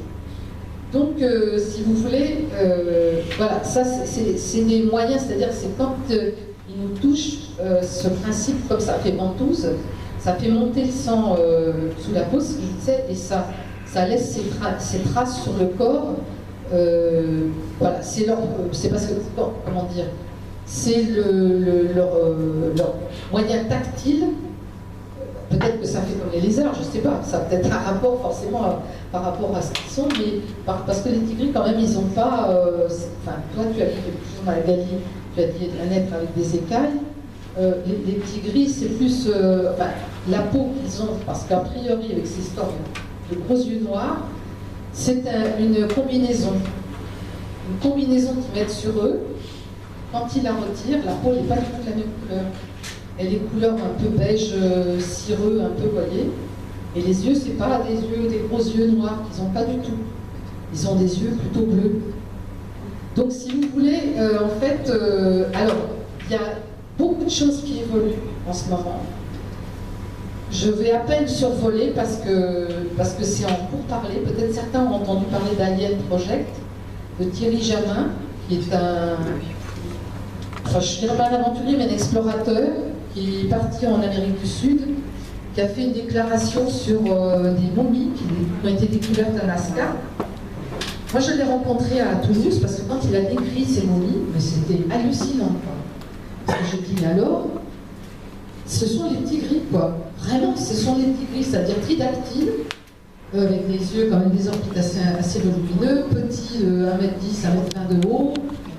Donc, en fait, ces momies, elles ont été découvertes dans des grottes à Nazca, et ils ont encore découvert d'autres momies, et il a fait faire des analyses très poussées avec, je dirais, analyse ADN, radio, IRM, enfin, et il a pris tout un tas de gens avec lui là-bas au Pérou. Je vous dis ça parce que j'ai discuté longuement avec lui par Skype, parce que je l'avais rencontré à Toulouse, et je lui ai dit, Monsieur Jamin, votre rencontre, enfin, ce que vous avez entre les mains, c'est quand même hallucinant, parce que nous, ce que vous dites là, c'est les tigris pour nous. Donc, on va continuer un travail de recherche ensemble, parce que ça voudrait dire que, si vous voulez, ceux qu'on pense qui sont très très loin, ben en fait, ils sont pas si loin que ça, quoi. C'est-à-dire qu'ils ont, apparemment, ils seraient peut-être là depuis des milliers d'années, même sur Terre, et qu'on vivait en corrélation, entre guillemets, parce qu'ils suivent comme les humains depuis longtemps. Bon, on a eu quand même la guerre nucléaire, et en fait, ça s'est... Enfin, je dirais que l'apparition des ovnis s'est encore vraiment manifestée fortement après les bombes atomiques et la découverte nucléaire.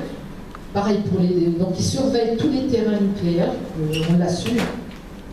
Et les drones, etc., qui se baladent. Alors je ne sais pas, ça va être interprété peut-être encore, mais on a des témoins qui étaient dans les centrales qui nous ont dit, on les a vus au-dessus, et ce n'étaient pas des drones, c'était des ovnis au-dessus des centrales qui surveillaient, parce qu'il y avait des endroits où il y avait comme des problèmes, des fuites, et qu'ils surveillent justement pour que ça ne prenne pas des proportions, voilà, comme Fukushima. Voilà.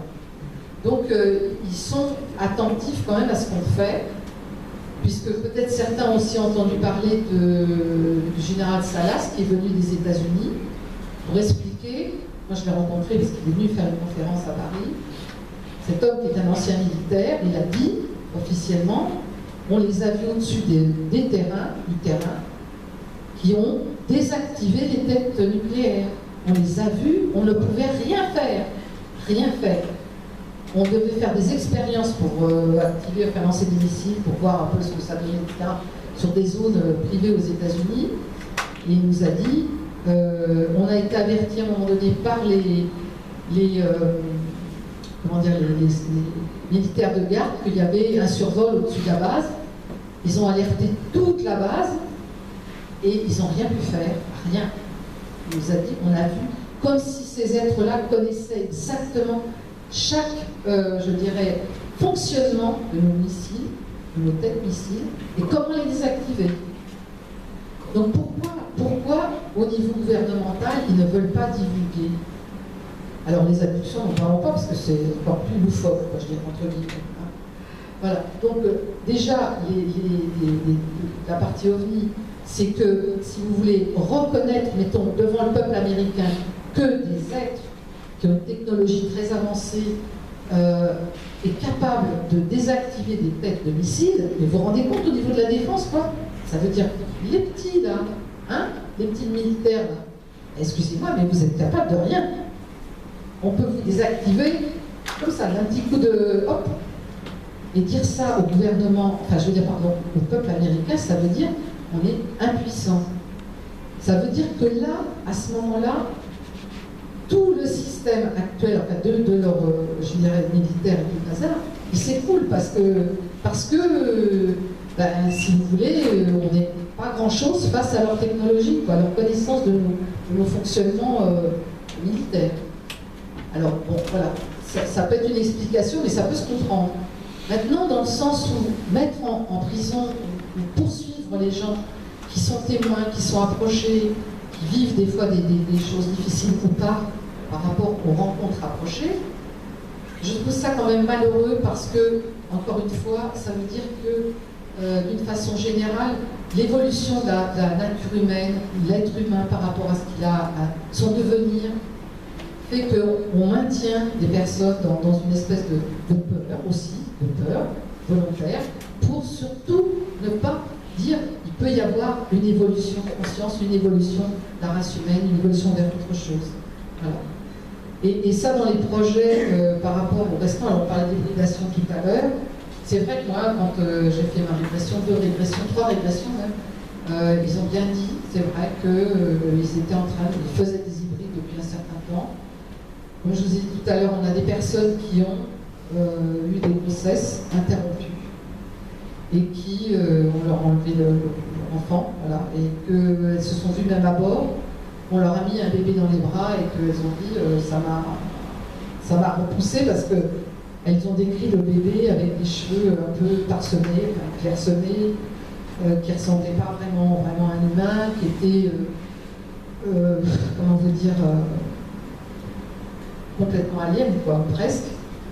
Alors, on va me dire, ouais, mais la compatibilité entre les humains et eux. Eh bien, si on ouvert de Nazca, dans les momies, à l'intérieur des momies, on découvre des œufs, c'est-à-dire comme si c'était ovipares. Apparemment, il y aurait peut-être une possibilité pour que, en faisant, peut-être eux-mêmes ont évolué, entre guillemets, parce que moi j'ai entendu, ouais, les petits gris c'est des robots, oui, ils sont comme ça. On ne sait pas. Maintenant, là, ce qui est en train d'être découvert, alors je ne sais pas, parce que quelques-uns, j'ai vu hocher la tête quand je parlais d'Alien Project, mais dans le public, personne n'en a entendu parler, parce que c'est resté vraiment fermé, quoi, cette information. Est-ce que vous avez entendu les grands médias, la télé, etc. en parler? Personne n'en a parlé.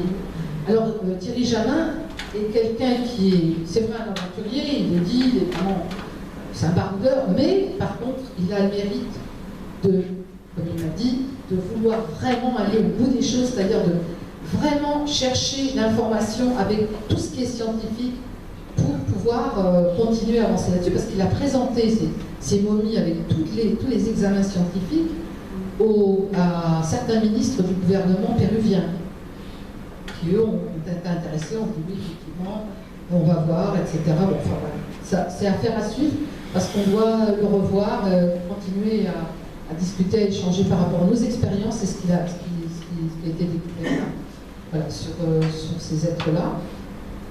Et pour finir, alors donc, l'hybridation, oui, c'est ce que je vous disais. Donc, bon, alors le docteur Jacobs, lui, alors là, il dit, de toute façon, c'est le grand remplacement, tout le monde va y passer, les humains, tout le hasard. Bon, oui, c'est possible qu'il y ait vraiment, parce que franchement, excusez-moi, avec les médicaments qui nous collent, les radiations qu'on se prend, la nourriture qui nous déglingue, enfin tout ce qu'il y a qui fait pour... Là, il y aura peut-être entre guillemets, certains extraterrestres, mais il y aura aussi surtout la plupart de ceux qui nous empoisonnent et qui nous désinguent, si je peux dire, avec le cancer et tout le bazar. Donc il n'y a pas que eux qui nous démolissent. Donc pour le docteur Jacobs, il dit oui, l'hybridation, parce que ils font des êtres qui sont pacifiques, avec une certaine intelligence, et il dit même qu'il y a déjà des hybrides qui sont en place dans certains secteurs scientifiques, parce qu'ils sont très intelligents, ils ont des QI très élevés. Par contre, au niveau de l'émotion, c'est très difficile pour eux, parce que comme je vous ai dit tout à l'heure, nous on vit avec des émotions, on est vraiment avec des sensations, etc., qu'apparemment, eux, ces hybrides, ne savent pas, ne comprennent pas. Et donc ils copient, regardent, ils se mettent, je dirais, en corrélation avec un humain, ils vivent même des fois avec, parce qu'il y a des adultés, on leur demande de rester avec des hybrides, ce qui devient maintenant le mot hybride. Bon, mais apparemment ils sont pacifiques. Voilà. Alors pour répondre à Philippe sur la partie manipulation, oui, je ne suis pas contre son principe, parce que certainement dans ces êtres-là, il y en a effectivement qui sont, comme je vous disais tout à l'heure, moi je suis informaticienne et j'aime bien faire des vérifications, des cohérences. Et c'est vrai que si certains êtres m'approchent, me disent un truc, moi je dis ok, tu me dis ça, mais moi je ne suis pas forcée de te croire. Hein. Donc j'essaie de voir, de vérifier, je me débrouille, c'est pas toujours évident, mais j'essaie d'avoir par d'autres personnes, on fait des confrontations entre nous dans les adultés pour voir par rapport à ce qu'on reçoit comme information, pour voir s'il y a quelque chose qui se tient. Parce qu'effectivement, on peut se dire que quelque part, il y en a certains qui peuvent manipuler l'humain pour tirer des informations par rapport à notre ADN, tout notre génome, etc., en tant qu'humain, pour, par exemple, par rapport à l'hybridation, quoi. Mais bon, l'hybridation, encore une fois, ça peut apporter, dans certains cas par rapport, si ça peut permettre à évoluer en ce sens qu'il y ait moins de violence, moins de choses, je dirais, destructrices humaines, tant mieux. Mais il faut rester éveillé. C'est bien pour ça que dans le cerveau, on est très, comment vous dire, on n'est pas bisounours.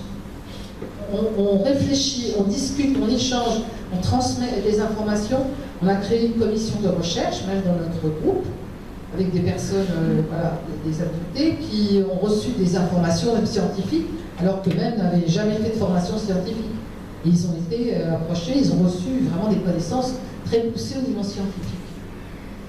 Je vous disais, la connaissance de notre matériel génétique, oui, c'est vrai, parce qu'ils le font, ça c'est vrai. Remplacement des humains, ben, pour une part, il y a un fond de vérité, mais encore une fois, moi j'y mets un bémol dans le sens, c'est ce que je vous ai dit tout à l'heure, de tout ce qu'on nous envoie, je dirais des humains, bon, il n'y a pas que les aliens. Grand projet d'évolution, oui, je le pense vraiment aussi quand même, parce que certains aliens, enfin certains extraterrestres ou aliens, il n'y a qu'à voir, je recommande un livre sur les Indiens. Il y a un livre qui est sorti l'année dernière, malheureusement je ne sais plus son nom.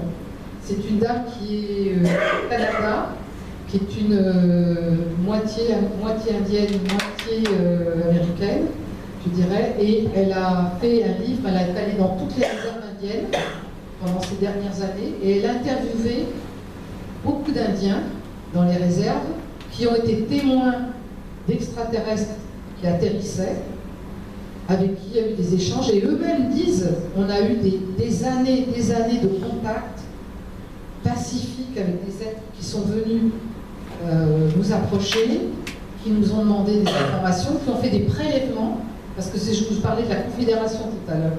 La Confédération nous a bien dit, il y a une charte, un contrôle pour ceux qui arrivent et ne peuvent pas faire n'importe quoi sur Terre. Maintenant, s'il y en a qui font des choses, je dirais des actes répréhensifs, c'est qu'ils sont beaucoup plus près de nous, physiquement, que ceux qui viennent de l'espace. Voilà. Puisqu'il y a cette confédération quand même qui contrôle toutes les entrées. Hein, ça, je vous le dis, c'est... Serge, on en a parlé ensemble, on a eu la même réponse sur ces contrôles où c'est pas n'importe quoi. C'est-à-dire ils peuvent prélever la faune, la flore, etc. Alors, c'est comme on va sur la Lune pour prélever sur la Lune. Alors c'est pareil, il y aurait des choses à dire sur la Lune là-bas. Les Chinois sont en train d'aller, mais bon, il y a du monde là-haut, on dirait l'autre. Mais si vous voulez, au niveau des prélèvements, des êtres viennent, font les prélèvements comme des scientifiques. Voilà, c'est comme on va aller sur Mars, on fera des prélèvements. Ça a déjà été fait par des sondes.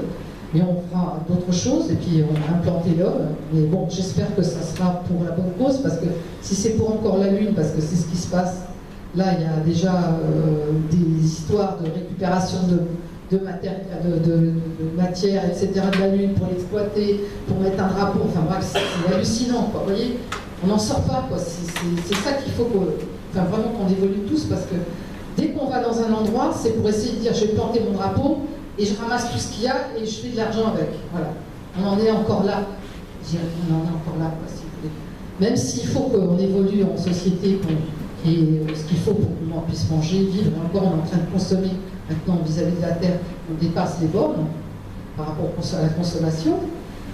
Si vous voulez, là, il faut que vraiment ça évolue. C'est plus qu'urgent parce que voilà, on est en train de continuer à aller vers des planètes et encore comment dire, encore de créer des problèmes, etc. par rapport à, si vous voulez, un environnement qui est, je dirais entre guillemets, même s'il a peut-être été vivant ou a eu des choses, je dirais, une vie avec des êtres sur ces endroits-là, qu'encore on essaie de récupérer ça pour faire du business. Voilà, c'est encore malheureux. Donc pour vous finir, terminer cette démonstration, les projets de notre association, c'est donc on cherche dans nos expériences à comprendre, comme je vous disais tout à l'heure, tout ce qui nous arrive, pourquoi, parce qu'on a fait un questionnaire, je ne vous en ai pas parlé tout à l'heure, on a fait un questionnaire à partir du docteur John Mack, qui était un psychiatre aux États-Unis, qui était dans les premiers aux États-Unis à vraiment écouter les adultés, faire des comptes rendus, etc., et essayer de les aider dans leur démarche.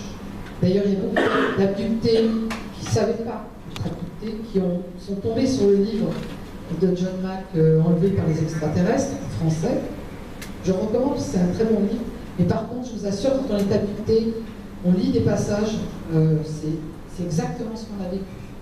On voit des choses, vraiment, ça ressemble beaucoup aux Américains.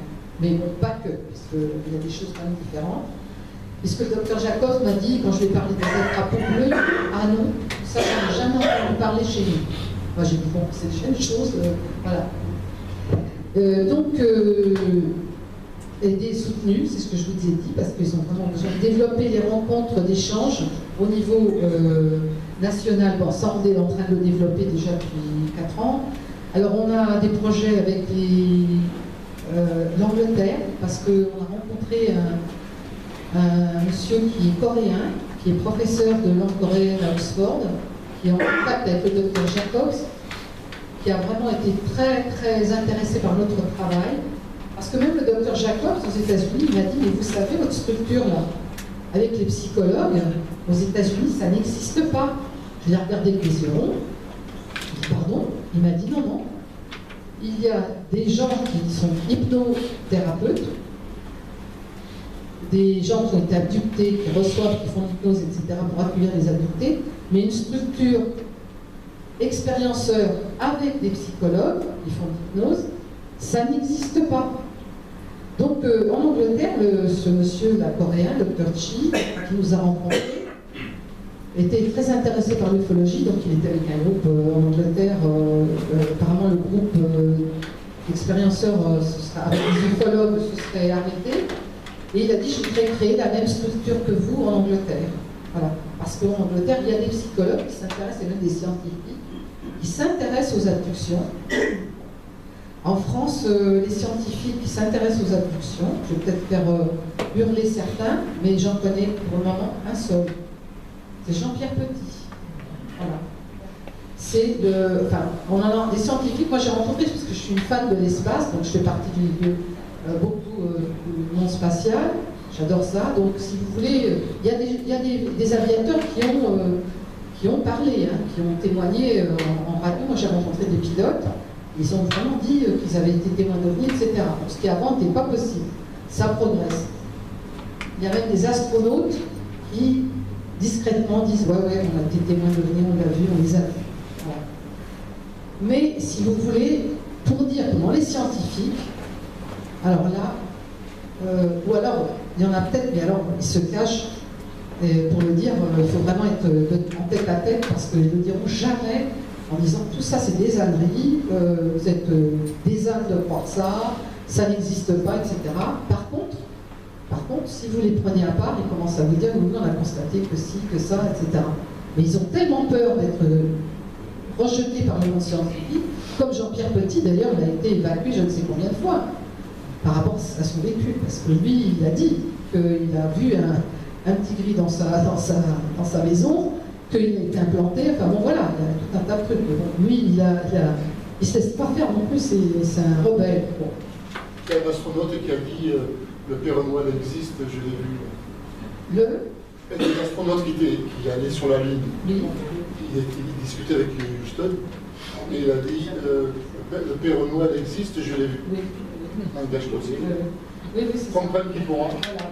C'est vrai que les astronautes américains l'ont dit, qu'ils ont été survolés. Vous voyez, quand ils étaient sur la Lune, ils voyaient des soucoupes se balader, même des présences se balader autour d'eux, qu'ils étaient surveillés. Ils n'ont pas pu le dire au Père Noël. Bien sûr, voilà, c'est ça. C'est ça. Mais les pilotes français, il y en a quelques-uns qui ont parlé pour la visite d'OVNI, ils n'ont pas parlé d'être, mais d'OVNI. J'ai trouvé ça assez courageux, moi je suis allée les voir parce que j'en connais. Et oui, ils ont dit, oui, c'est vrai, on a été témoins, on les a vus, bon. Mais avant, il y en a beaucoup qui envoyaient. En fait, quand ils revenaient de mission, blackout, interdiction de dire, c'était consigné dans les parties secrètes, et sur le truc officiel, ils n'ont rien vu, voilà. Moi, je sais parce qu'il y en a qui l'ont dit. C'était interdit d'en parler. Donc, si vous voulez, maintenant, il y en a qui disent, il y a eu des émissions sérieuse sur la vie, d'ailleurs à l'époque au début, par un journaliste, je vais oublier malheureusement son nom parce qu'il a été très correct, vraiment il a fait une excellente émission, c'était extrêmement rare, sur le phénomène OVNI, avec Jean-Pierre Petit qui était d'ailleurs, qui a eu d'autres intervenants. Là je pense, je ne sais pas s'il y était, il y avait Christelle Seval, il y avait Jean-Pierre Petit, il y avait Jacques Fried, le pilote dont je vous parle, voilà, que je connais. Il y avait d'autres pilotes, d'autres personnes qui étaient présentes, qui ont témoigné à visage découvert. Et pour finir, donc je vous parlais au niveau européen, voilà, parce qu'on est en train de travailler sur ce niveau-là, pour essayer de rencontrer d'autres adultés, parce que la Belgique aussi nous a contactés. C'était l'ancienne SOBEPS qui est devenue la COBEPS maintenant, et qui ont des adultés qui viennent les voir, mais ils m'ont dit on ne sait pas comment traiter ça, on note comme quoi ils ont vu un objet, etc., ils ont été approchés et tout, mais donc voilà, on est en train de voir avec eux aussi comment ils peuvent faire une structure pour accueillir, parce que il y aurait des adultés dans plein de pays, mais il y a des pays où il n'y en a aucun, ce qui est totalement faux, puisque ça touche le monde entier. Voilà. Merci pour votre écoute. Si vous avez des questions, ne vous privez pas, j'essaierai d'y répondre. Même des contradictions, si vous n'êtes pas d'accord, ce que je pourrais comprendre, on essaiera de répondre avec Magali. Voilà, merci.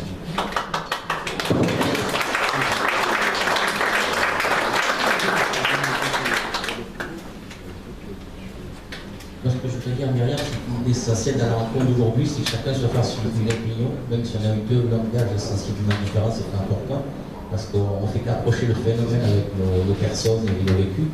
Bon, ce qu'on peut dire pour que les gens comprennent, c'est que quand vous faites des recherches sur les ovnis, vous finissez, il faut être clair, vous finissez par avoir des extraterrestres, que ce soit ceux qu'on appelle les négatifs, soit ceux qu'on appelle les positifs. Nous-mêmes, on en a vu, on a vécu des choses avec ça, mais on ne sait pas trop en parler, parce qu'après, on rigole et les gens ne comprennent pas. Et je peux me permettre que d'engager les gens, excusez-moi, à faire partie de nos associations, pour ceux qui veulent avoir ces vécus-là. Voilà. Et hommage à René, parce qu'il a commencé en 1973 à René Moreno, la présidente de chez nous. Oui, une question à Madame ma cousine nous a posé une question tout à l'heure à savoir si vous aviez un iceberg. Vous avez répondu par la positive. Oui. Je voudrais savoir si ça a été prouvé cliniquement. Non, je peux le sentir sous la peau, je vais vous montrer. C'est pas. Oui, je peux le sentir sous la peau, ils me l'ont montré, mais non, je ne suis pas allée voir de médecin, je ne sais pas vers qui. Donc, c'est pas prouvé cliniquement. Non. C'est vous qui dites que c'est un plan extraterrestre. Et eux, enfin moi et eux. D'accord, c'est tout ce que je voulais savoir. Non, je ne connais pas de médecin dans la région qui pourrait. Très bien. Une autre question pour madame. Vous avez fait voir des images extraterrestres. Hein. Il y en avait plusieurs. Elles étaient toutes abominables. Hein. Ce que j'avais. C'est pas les images, hein, c'est les portraits. Excusez-moi, je reviens en arrière. Oui, si vous voulez, voilà. Voilà, Voilà. Je voulais savoir. Tous les gamins, comme vous savez, dans le dortoir. Et il me dit, je me réveille, parce que j'entends des espèces de bruits un peu dans le dortoir, ça m'a réveillée. Et il me dit, je vois 3 petits êtres avec un capuchon, une espèce de capuche sur le dos, avec une petite truc pointu, là, sur la capuche.